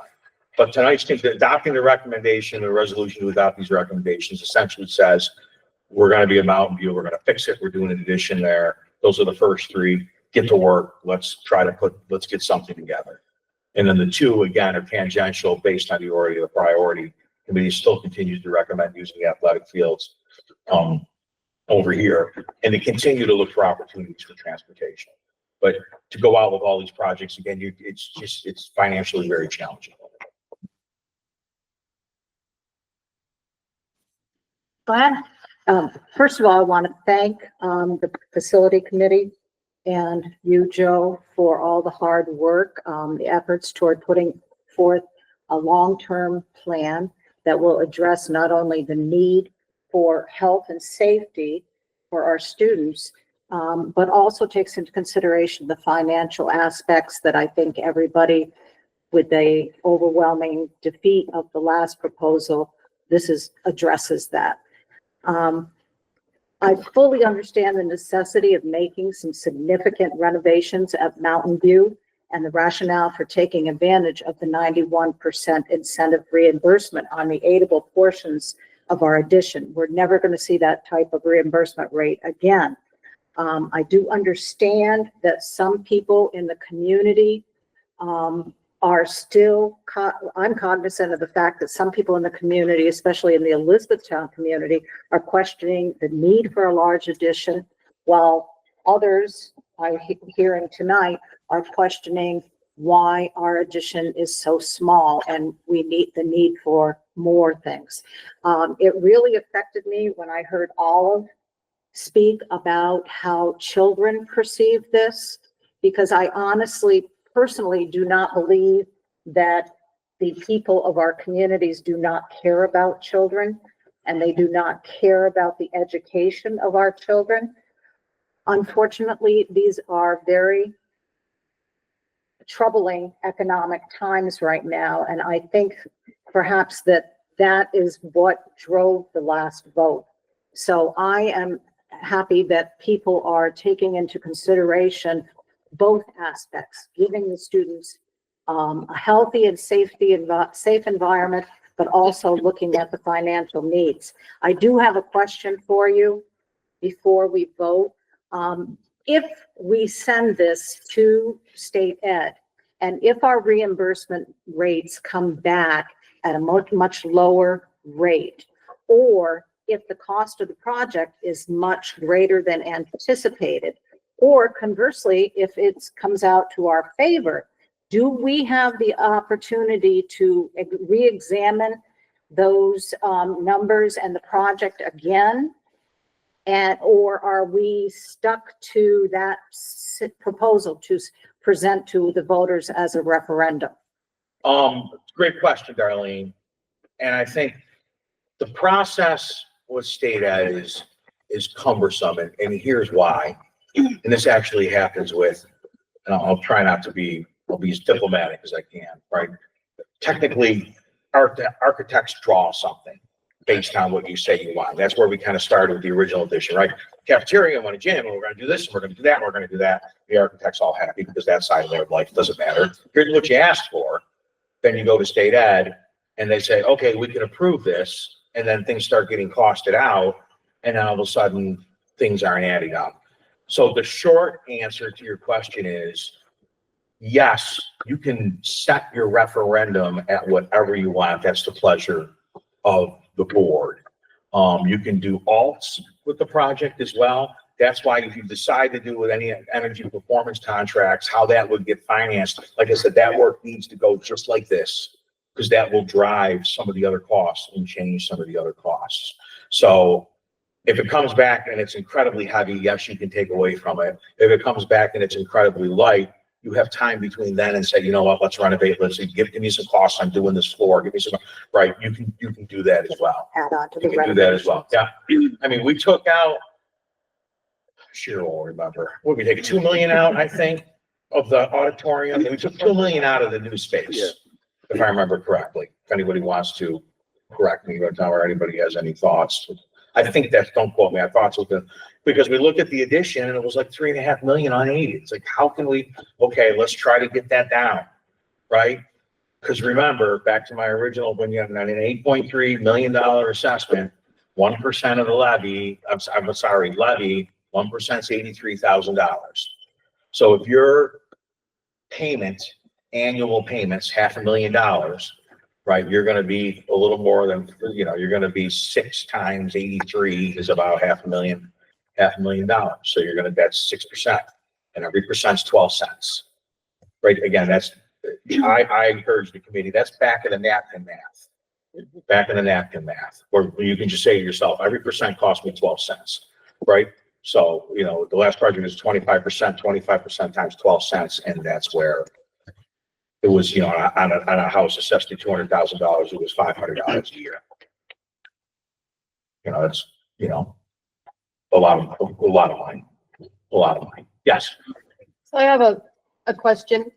Like, say we send this out and we get thumped again and timeline is dwindling down. What is the percentage if we don't qualify for the 91 or 90.1? Yeah, what was it pre-merger? So it's, to be clear, so that number has never been calculated. But a reasonable estimate would be sort of a combination. Yeah, they do a blend maybe? Yeah, something like that. So I think that, no, it'd be like, I think we said like low 50s. Is that low? Huh? Yeah. I didn't know it was that low. I apologize. Yeah. About my ignorance. I never looked at the I've been working off the merger. But again, that is an estimate that is not actually. Right. No one had never got something done to take advantage of the merger rate. But on the other hand, like the committee talked about the merger, there's only been 4 mergers in the past 25 years. Mergers are so rare, just so much credit, which we talked about at length, to both committees. And the board has had a ton to deal with too. And the facilities committee, we talked about that too. I mean, you're coming out of all these other dynamics. To get that done is so rare. We just said, we were just chatting before, Canajay and Fort Plain just went down about a month ago.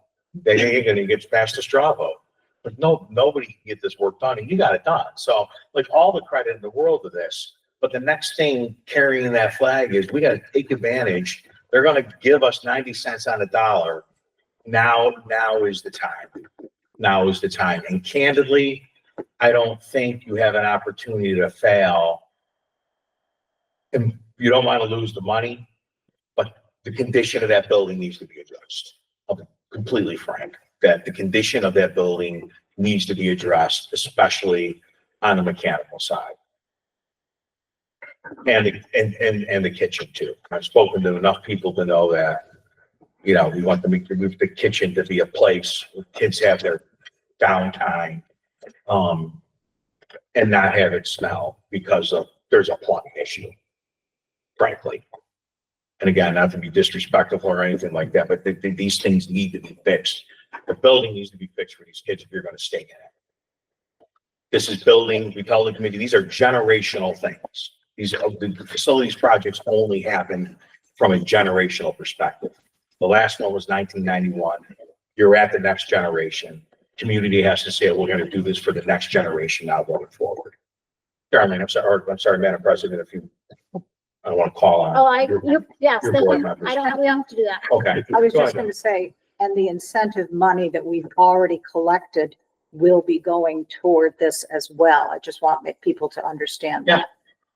And you run the risk of, good money after bad too. The longer you're staying, the cost to fix this building, it wasn't even in the cards to fix this building up. The cost was just exponential. And to fix both, it was a lot of local money. And it's not, you don't merge to continue to have operating inefficiencies. It doesn't make sense. Or facilities inefficiencies or anything like that. And I know this is a lot for boards to deal with in my experience, both as a superintendent and leading this work in different districts. But again, I urge you to think in terms of generational investments. I'll just say, we're talking about investments. When we voted to merge, our big goal was to improve the life of our children. And for me, the only box this checks is the efficiency of getting us into one building. I don't see how this moves us forward for the children at all. They're limiting now their time, their access to the cafeteria, to the library, to the gym, parking. Where's staff gonna park? Our kids already take over half of the Tops parking lot. And it's not good enough, in my opinion. I think we're moving backwards. I don't think we're moving forward. I understand the improvement of the building, but we're not improving what we are offering to the children. Yeah, I guess just to make sure, to the point earlier about what the board is considering, is if you feel that you come back to that. The recommendation is to do there, and the recommendation was to be cognizant of the cost.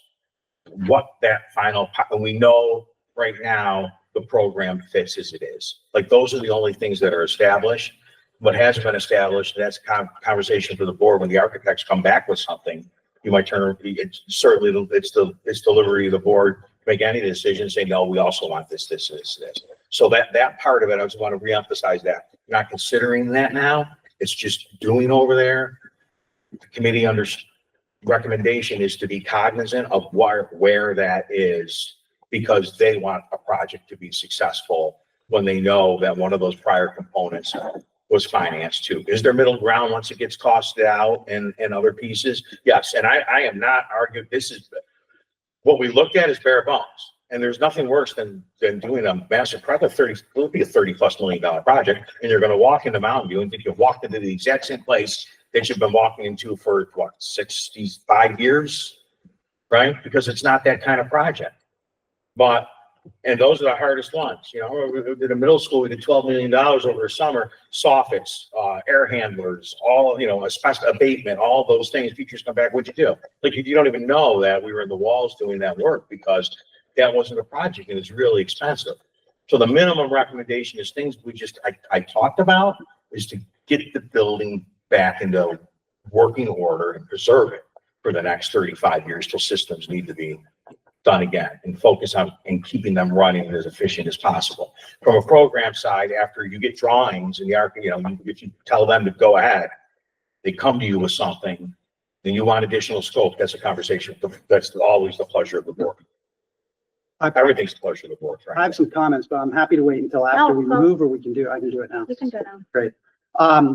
First I want to thank the facilities committee. I know it was a really difficult task to try to thread the eye of a very thin needle in terms of what the community might afford and what the district needs. But I do have some concerns with these recommendations that I wanted to share with the board. First, I know there's a sentiment in our communities that the first project was too expensive, and clearly Joe outlined that, a burden to taxpayers that they weren't willing to take on.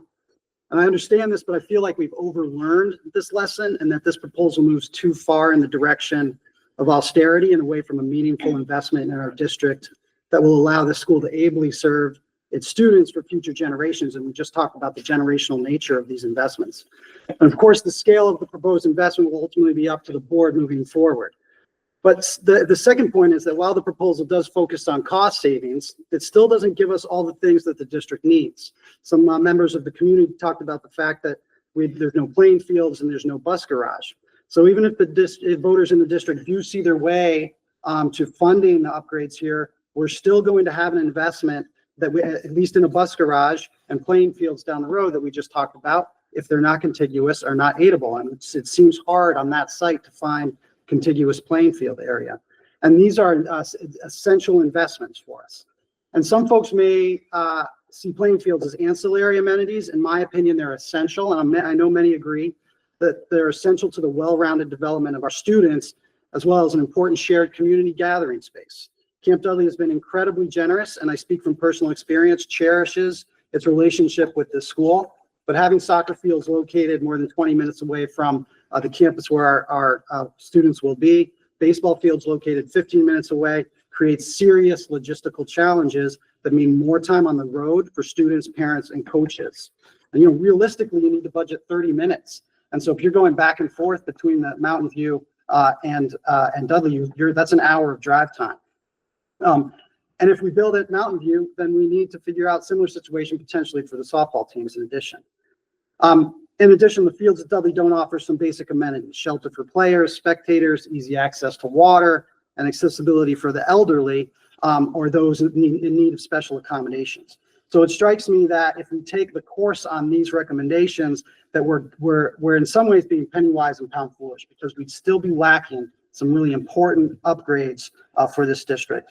And the third thing I'll say is that I was a really strong proponent of the merger project. I went to school here at Westport Central and had a formative experience here, and I know well the importance it has played in the community.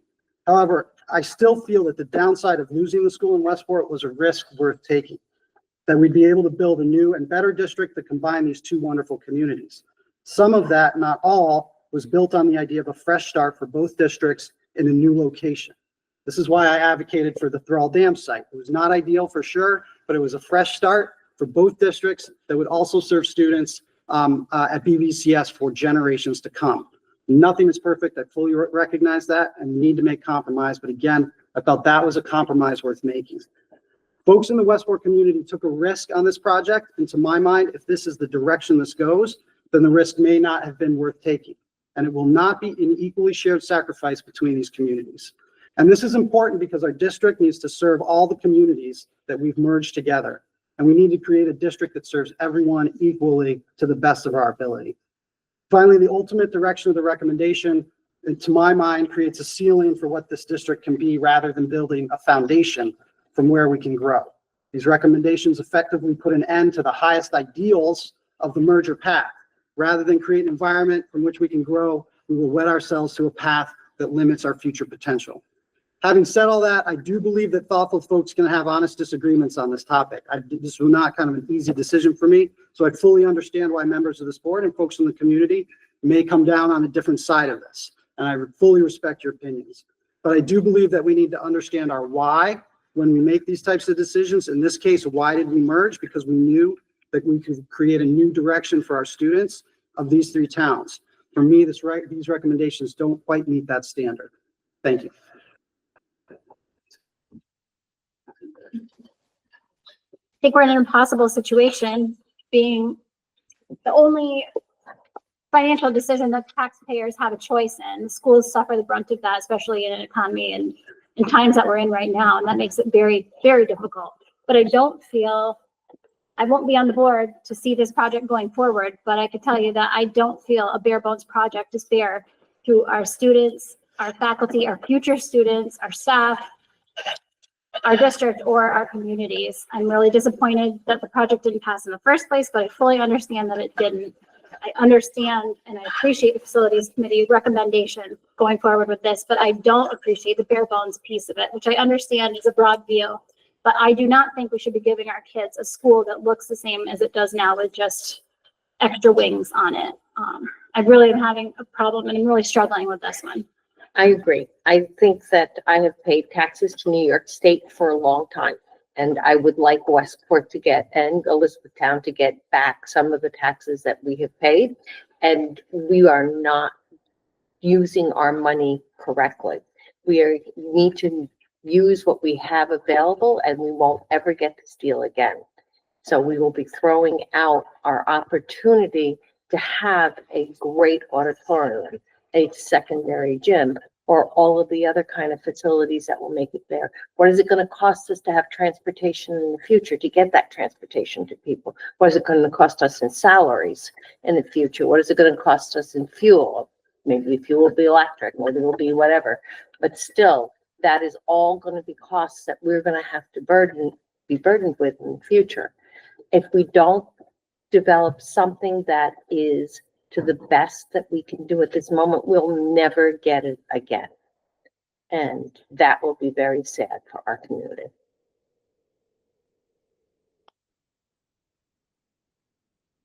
This is, may I speak?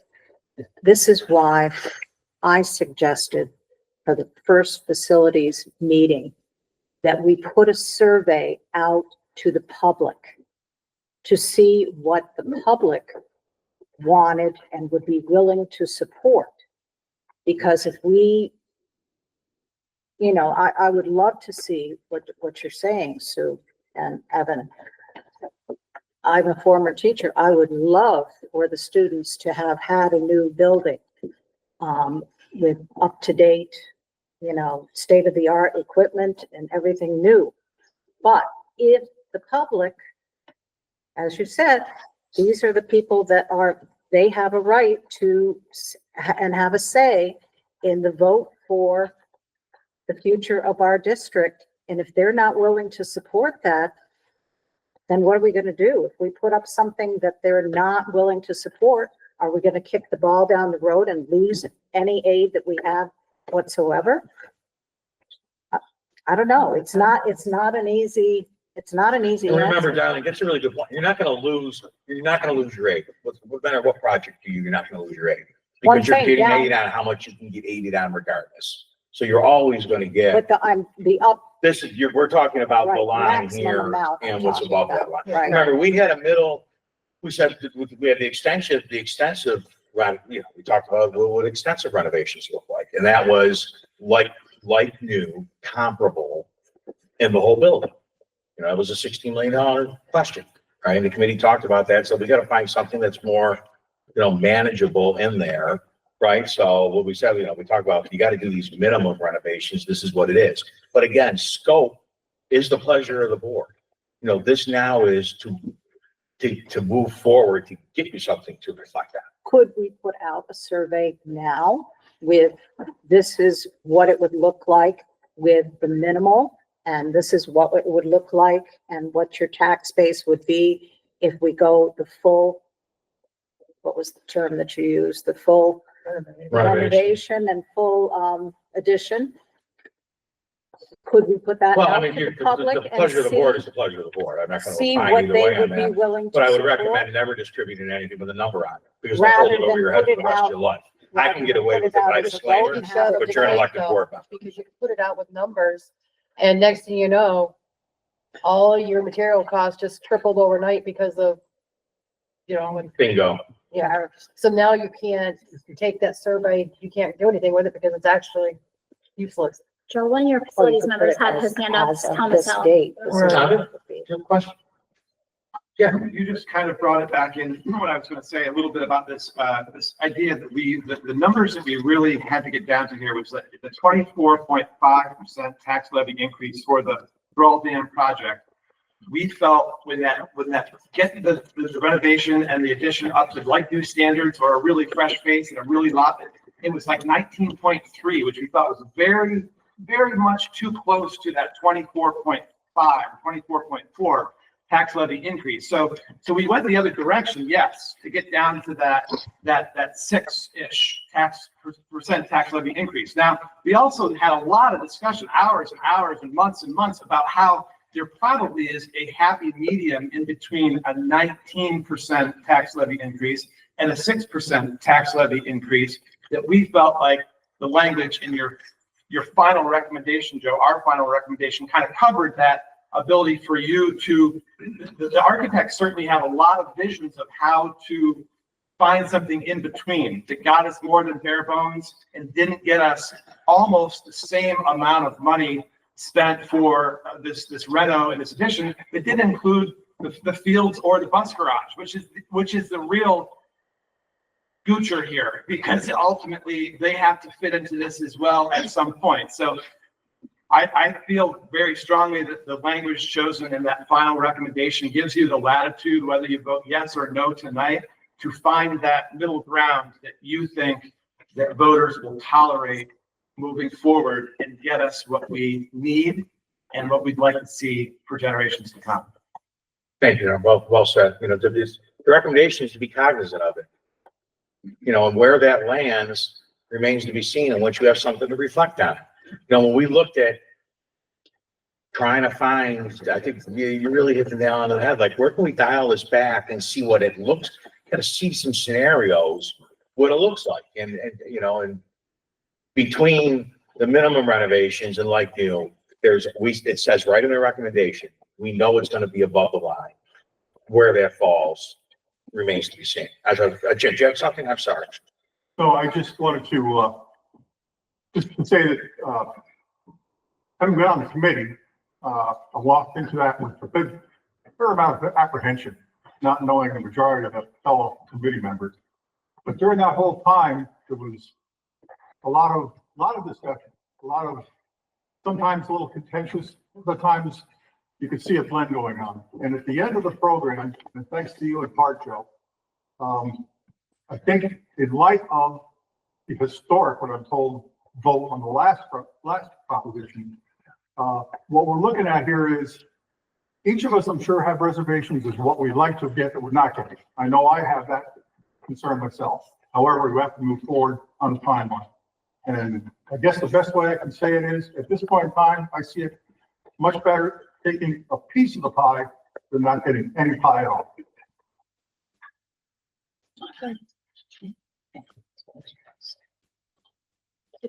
Are there any other facilities members? We'll have public comment for those of you that are on the facilities committee. Thank you, Jim, for that. If they are, I don't know. Sharon's on the job. What I just want to say that I agree with what Tom said a moment ago, and that is that, and what you have talked about, is that trying to find the right balance between what we need and what we'd like. And these recommendations are, this is the minimum. This is what we need. but the board has every opportunity. We talked a lot about, is there room to find, as Joe said, a happy medium? Can we add to this basis? This, what we've presented and what we have recommended is the basics of what we need to serve this district and to have functional buildings into the future. But it is up to you as a board to decide what you want to add to that, to present to the community. Nobody is saying that this is all, this is it, this is the bottom, this is all we're offering. It's up to you to decide what additional aspects do you want to add to that to present to the community.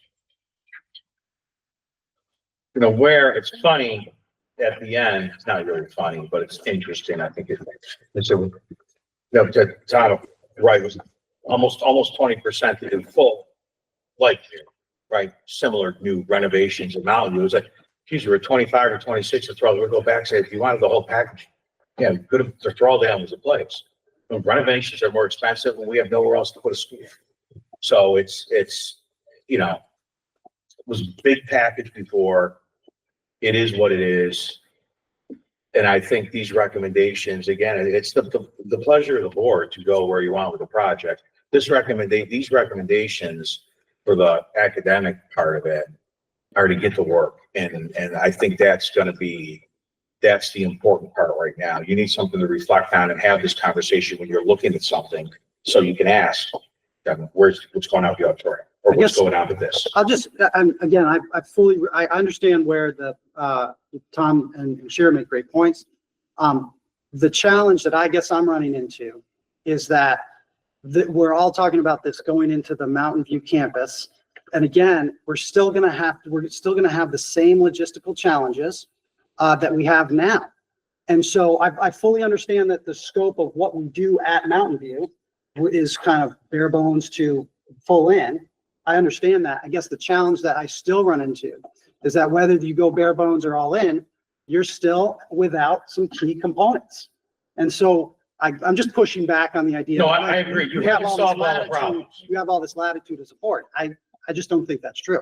I don't think there's a lot of latitude within the recommendations in terms of like really unifying the district. Yeah, there's no question that it doesn't solve all the problems. You know, and we had to peel it apart in the interest of solving the important one first. It certainly does. I couldn't agree with you more, and the committee would agree with that too. It does not. And we looked to do that from the onset, and we canvassed everything else, and to land where we were was the recommendation to make sure that part of it gets solved, because it's the most pressing part. There's no question. I agree with you 10 trillion%. Sure, I got my point. Evan, I just want to say, I agree with you 100%. The best solution to get everything we wanted for the least amount of money was to build a new building. But the community did not support that. And it seemed not the wise choice to try to pursue that and push that, which is why we landed where we did. But there is no question that the most efficient use of our money as a district to get the most for our children for the longest period of time is to build a new building. But we are not there. That was not approved by the community, and that's why we are where we are. We couldn't find the land. On top of it, for a second option, yeah, we couldn't find the land. Find a good use of land. You know, it's almost, and that's a really good point, Shira, because we did so much work on getting to that point to drive the first part of the decision making is, okay, that option's got to be, it's off the table. We have nowhere to go. And where we wanted to go is rejected. So where does that leave us with this option? You know, and I think when we got to the end too, we talked a lot, you know, you can't, unfortunately, you make what's, you know, what's necessary the enemy of what's perfect too. And scaffolding these problems was the best recommendation the committee to come on to address them, because the needs of the current facility are just too great.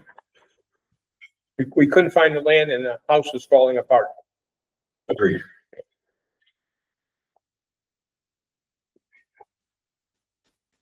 Anything else on mine? Madam President? Thank you so much. Great, thank you. I just, Thank you. thank the board, and again, thank the committee. I've really enjoyed working, the committee is fabulous, really, over time, really enjoyed working with each other, and it's been great working with the district. Thank you.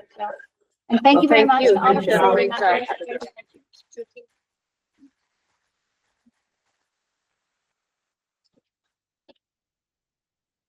Just need to go back to 13 A and B. Well, let's do, Or why Kate, don't superintendent's you go on? Okay, yes, yes, yes. Okay, so we are going to vote on, 13C 2. Could I get a motion? A motion? Thank you, Deb, in a second. Second. Thank you, Darlene.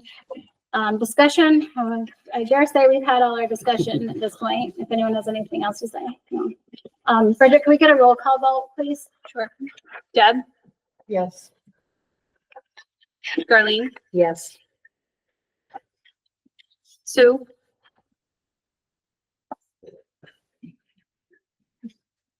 Yes. Sarah? No. Evan, No. Tom, Yes. Heather, Yes, reluctantly.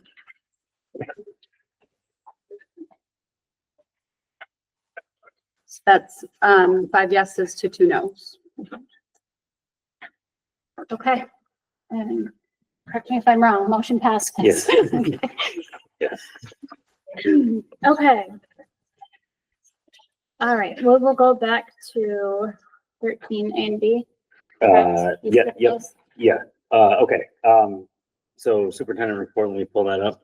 Okay. And while I'm doing that, so again, I want to thank the facilities committee and Joe for all their work on that. I also do want to say, as far as the energy performance contract is concerned, so the board doesn't need to approve the RFP for that. You'll need to approve the results of the RFP when the proposals come in. We'll then take it from there. So my plan, just to follow up on that, is to put that out tomorrow. And again, we'll hopefully get some interest, some folks in here over the next few weeks. We are certainly expecting a proposal from Bay Animation.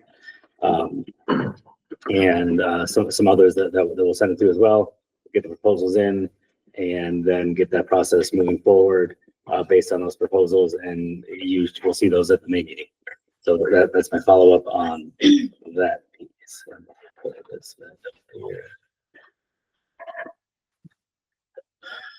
Okay.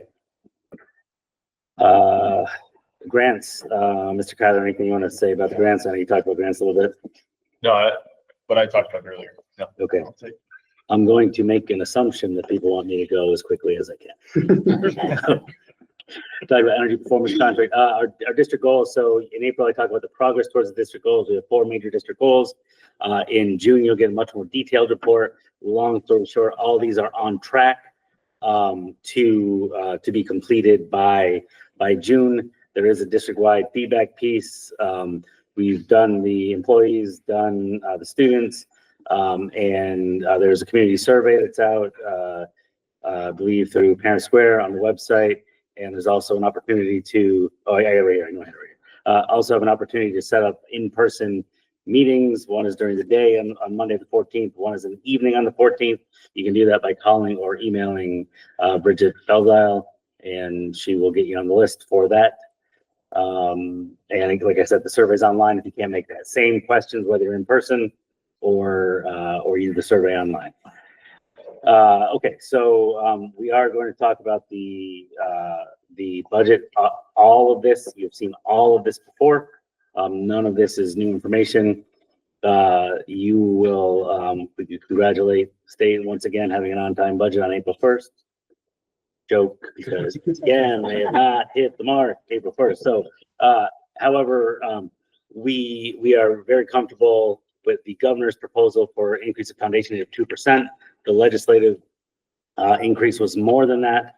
We have worked the 2% number in to our budget, and If we do get a little bit more from the legislature, we have just a way to address that, basically by using a little bit less of our reserves, if that happens. But really, who knows at this point when and if that's going to pass. So tax cap, again, 3.079%. That is the tax cap. So we're going out at the tax cap, and it's an increase of $255,000. And that gives the tax levy for this current school year is a little over $8.5 million. That's roughly a little more than half of our budget. And you can see the some comparisons here year over year. Our incentive aid, if you remember, starting last year in year 6, we started to see slightly less incentive aid each year, is $65,784 less. We'll see that less each year up until the final year, year 14, is the last year that we get that money, and then $0 of increased incentive aid in year 15. Tax levy increase, again, slightly larger than it was last year, but again, we are going at the cap. ERS and PRS numbers, again, you've seen those before, but pretty similar to the year before, a little bit less in both cases. Revenue updates, there's no changes to the sheet. You've seen it before. The next one I'll break down a little bit. This is the revenues, expenditures, and then the budget. I'm going to show you those sections in the next 3 slides, 1, 2, and 3. Again, no new information here. You've seen this all before. The total revenues coming in, if you go to the bottom of the middle column, that 16.4 million, that would be the total revenues coming in for the 25-26 school year, an increase of a little over $815,000. And I want to point out here, particularly this number right here coming from the transportation and equipment reserve.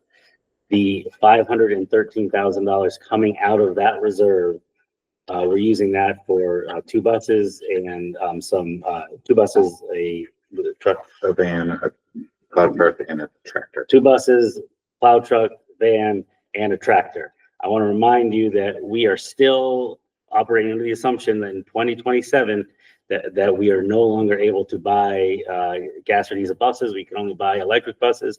As such, we're trying to stock up, if you will, right? We do not have the capacity right now to operate electric buses. You've seen the bus coach, right? We are not there. So I am expecting a couple buses this year, same next year, and then that should kind of ride us through until we have a bus garage plan. So again, $815,000 is a big increase to the budget, but $500,000 of that is buses coming out of the reserves. That is not an increase to taxpayers. It's already in the reserve. We're just pulling it out of the reserve. The expenditures, same thing. You'll notice that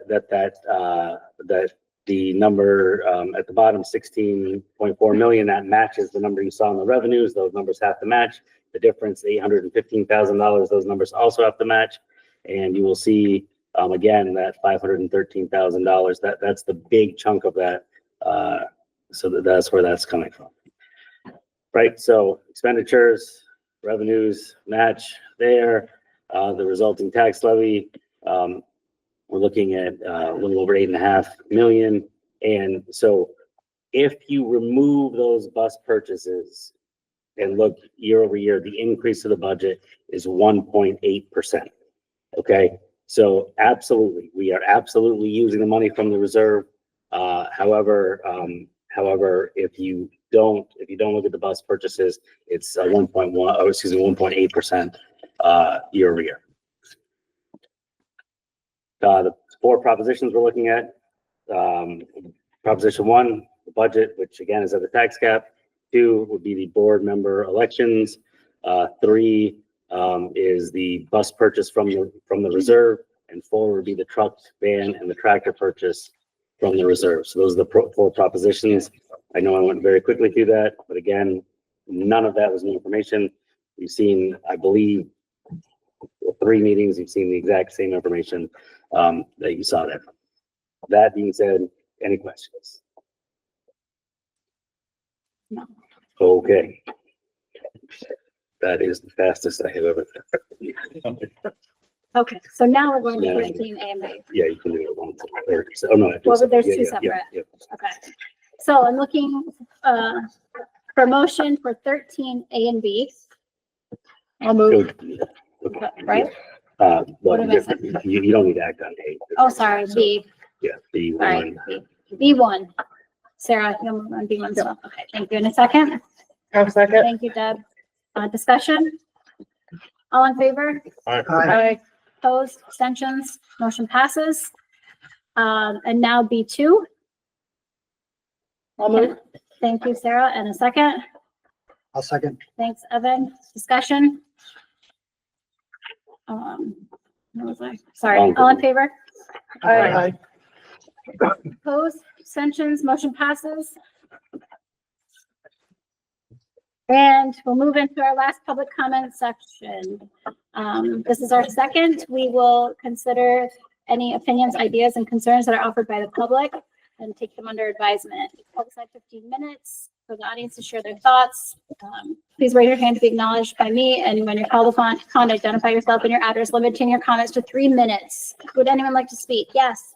Hi, I'm Sarah Kingsat. I live and work in the district. My 2 kids go to school here. I just wanted to start by saying my kids have had a phenomenal experience in this district. I know that there have been that usually the outspoken people in the community can be negative, like a Yelp review, but my family and I have had a wonderful experience so far with our children. We've had great open lines of communication with their teachers as well as with Principal Kyler. So we have absolutely rave reviews about the district. As a teacher, I feel similarly supported. I have like an incredible cohort of staff members. We're all in it for the right reasons. We work hard every day for the kids. We want the best for them. And I just want to emphasize that we are able to do our job really effectively because we have this incredible advantage of having a very low student to teacher ratio. So I am really relieved that the board has accepted this plan by the facilities that at least includes an addition, because I know that is still out there in the community that some people believe that we do not need an addition in order to still maintain programming, and that's just not true. Education has really evolved in the last 50 years and for the better, so we want to maintain that as much as possible. I do not like the bare bones approach of the renovation nor the new addition. I wish we could have a cafeteria and a gym for the younger students so that we're not all trying to share the spaces that we currently use all day, as well as I know the little kids in elementary, they utilize the auditorium and the gym constantly throughout the day, especially in the winter for indoor recess. So I feel that is a problem on this current facilities plan. Athletic facilities, just totally aside, just what it looks like for their day-to-day programming. I believe that we don't have enough in this plan, but I do take into consideration the budgetary constraints. And I will vote yes on the plan now as stands as bare bones because I'm terrified of losing out on this merger aid. However, I would like the board to consider going above that bare bones approach, really finding somewhere in the middle. And I say this, and this is my one example I'll give. We have 3 floors and a girls' bathroom in each one.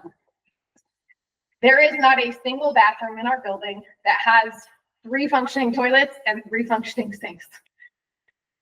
The best we get is 2 functioning toilets and 1 or 2 functioning sinks. So I know this is the minutia that Joe was saying, you're not getting into the weeds with this facilities overview, but I would really, really encourage you to look at plumbing as a top priority when you're looking at your mechanics, because I would love fresh air. I would also love for our students to have toilets that work.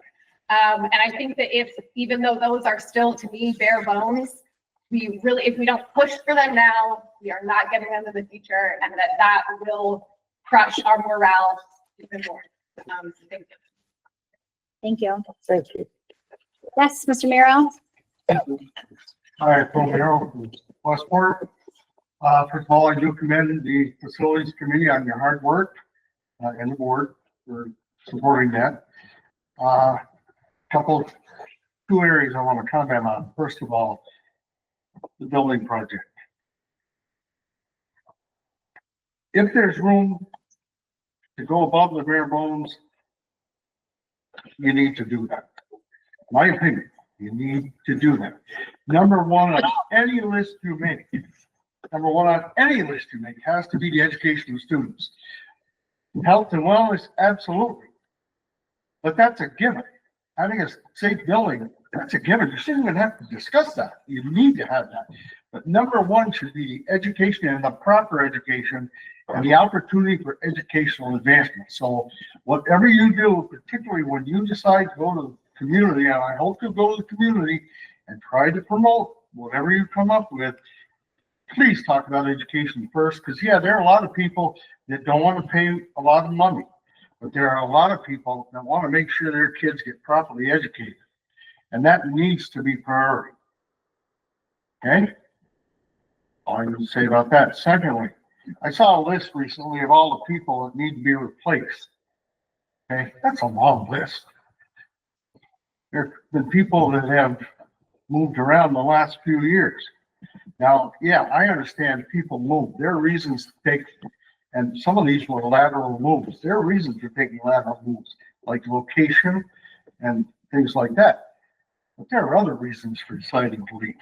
Okay? And I would like the board to take into consideration and look at why do we have such turnaround? Why do we have a list like we're printing today? You're going to say, well, there's retirements.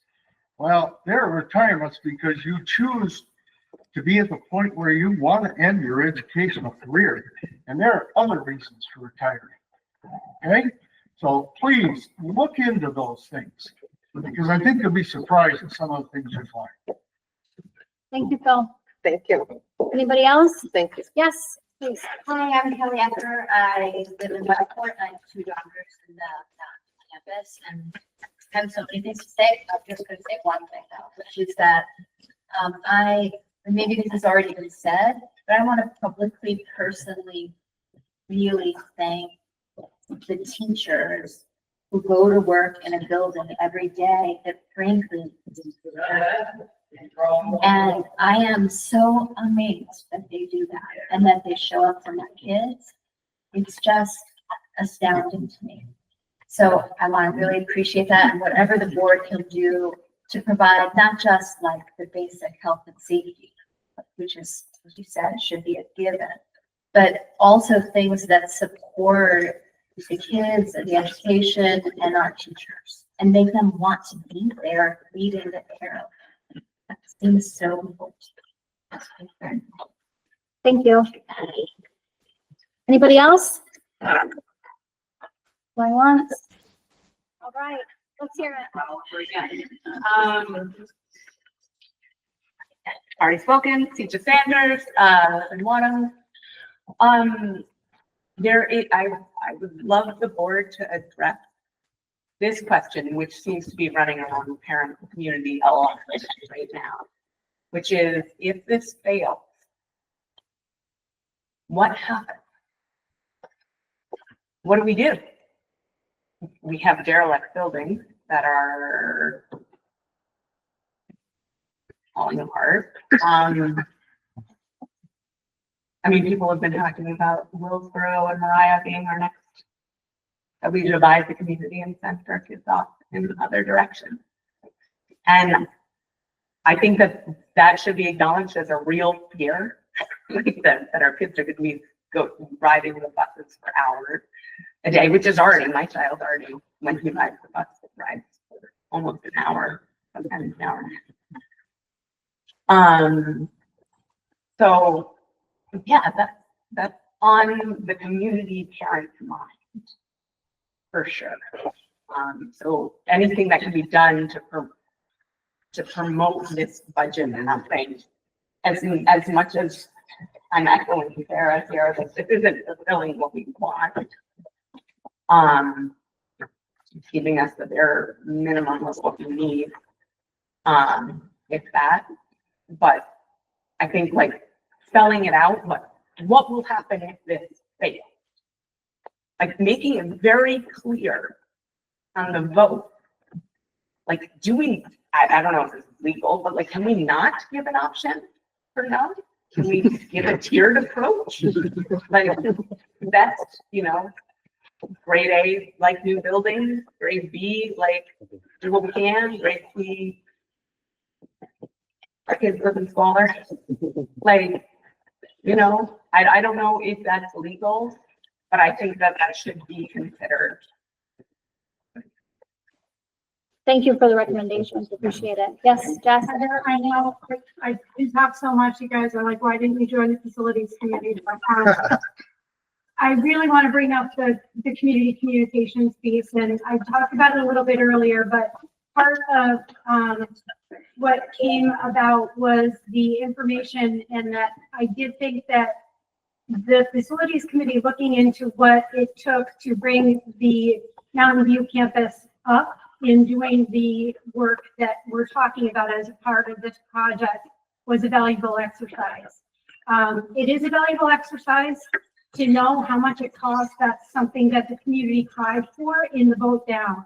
And sharing that information back out to the community may influence their opinion about what they think about the new bill.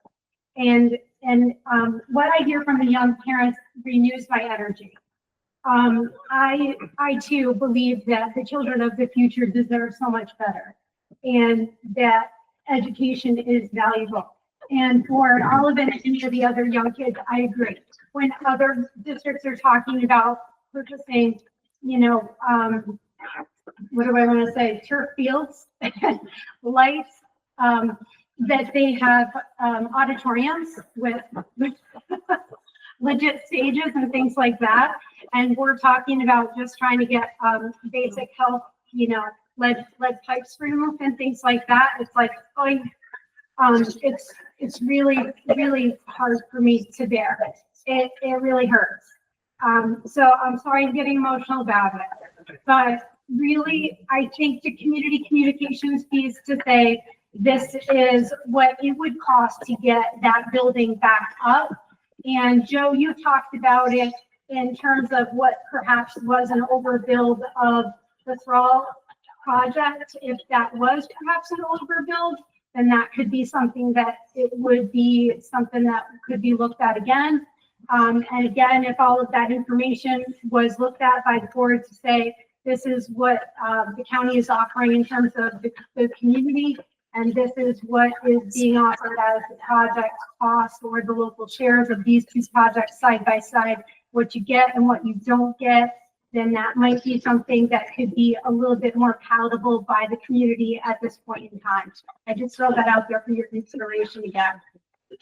Thank you, Jess. Kristen? I just want to add, I'm not actively on social media. I do teach kids about how to use it ethically, and it's my opinion, this is an opinion, that the Thrall Dam was voted down in part because of misinformation and disinformation that was on social media. I think that we have to figure out a way to talk about this as a community and to have honest conversations and make sure that people are not saying no just because they're afraid of change. I don't know what that looks like. I don't know how to combat social media online. We were told as educators to avoid interacting with the public last time, not by anyone here, but outside union advisors. So I just think that's something that we as a community actively need to be addressing, is what's happening on social media. I'm choosing not to engage because I need to keep myself preserved to go in and be positive for my students, but I don't want the negative stuff to take over this. Okay. Thank you, Kristen. Yes, Tom. So articulating what that scenario looks like, and to your point, speak of and what it costs. What will it cost in 10 years when the boiler, the roof, the windows, and the septic fail, and we're paying 50% of that or more versus this? Number one, if that doesn't work because that's too cost prohibitive at that point to do those, if this next one that we're proposing here in the next couple of years goes down, then what does it look like to keep a bare bone pre-K through 6 intact or through 8, and then how much the cost to tuition out kids to other districts? Or if that's the case, we don't have a building that has a boiler and has a roof, than it would be K through 12. And so these are real things that I believe you're on the right track for flushing out, because there will be a real cost per person to this district, whether we like it or not. And if we don't articulate that more clearly, people can say no all they want and miss every opportunity there is, and we still can't afford to continue education in our district. And we're ultimately going to put the burden on other communities that have been able to build consensus, gather a little common sense, and support each other. So it is a really interesting and pivotal time, but I would just tag on to that and what it will cost for that scenario of when, if we don't get through this project and things don't work out, whether we're all in that building or we're still in 2 different buildings, there still is a scenario to which that reserve runs out. And new boilers at 50% are much different than new boilers at 90%. Thank you, Tom. Thank you. Anybody else? Yes, I saw front go up first, and then you'll be second in the back. Go ahead, yes. I'm Mary McGowan, I live in Elizabethtown. And what we're facing in Elizabethtown, not only the school and the tax issue with that, is the septic system. We're looking at putting in a septic system in the town, and that will burden the taxpayer there again. The other thing we're looking at is the assessed value of everybody's property is only at about 68%, when it's supposed to be at 100%. So they're doing a revale now, which means in a year or so, we're looking at building a school, we're looking at septic system in the town, and we're looking at assessed values, property taxes going up. So that's what I think people are thinking of. And that's something that, I know, just a big mess all at one time. Thank you. In the back? Yeah. Okay, so my name is Rocky. I have 2 children in the district. I'm from 27 Roxborough in Lewis, New York. To speak to the point of, thank you for bringing up the fact that, yeah, what's going to happen if we don't pass this, that terrifies me as a parent. To speak to the stakeholders that are worried financially, I hear you, I get it. I also hear the people who, I'm local, I understand, I hear you that in the 90s there were 400 kids in that school district.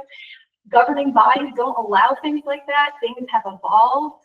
I want to talk about the Office of Children and Family Services that mostly fund our pre-K, allowing 2 parents in a household to work.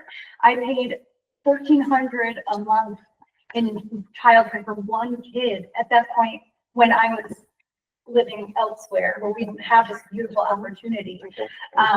They have requirements in order to pay for those things. They have to have per 3 kids in a 3-year-old room. They have to have one teacher. They have to have a certain square footage. So shoving people into one campus that's not expanded is just not going to work. And I want everyone to go look at facilities committee minutes and their agenda. Excuse me, their I want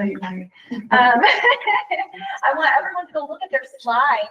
And right now, I understand that it's an estimate, but I think people are getting sticker shocked by $30 million.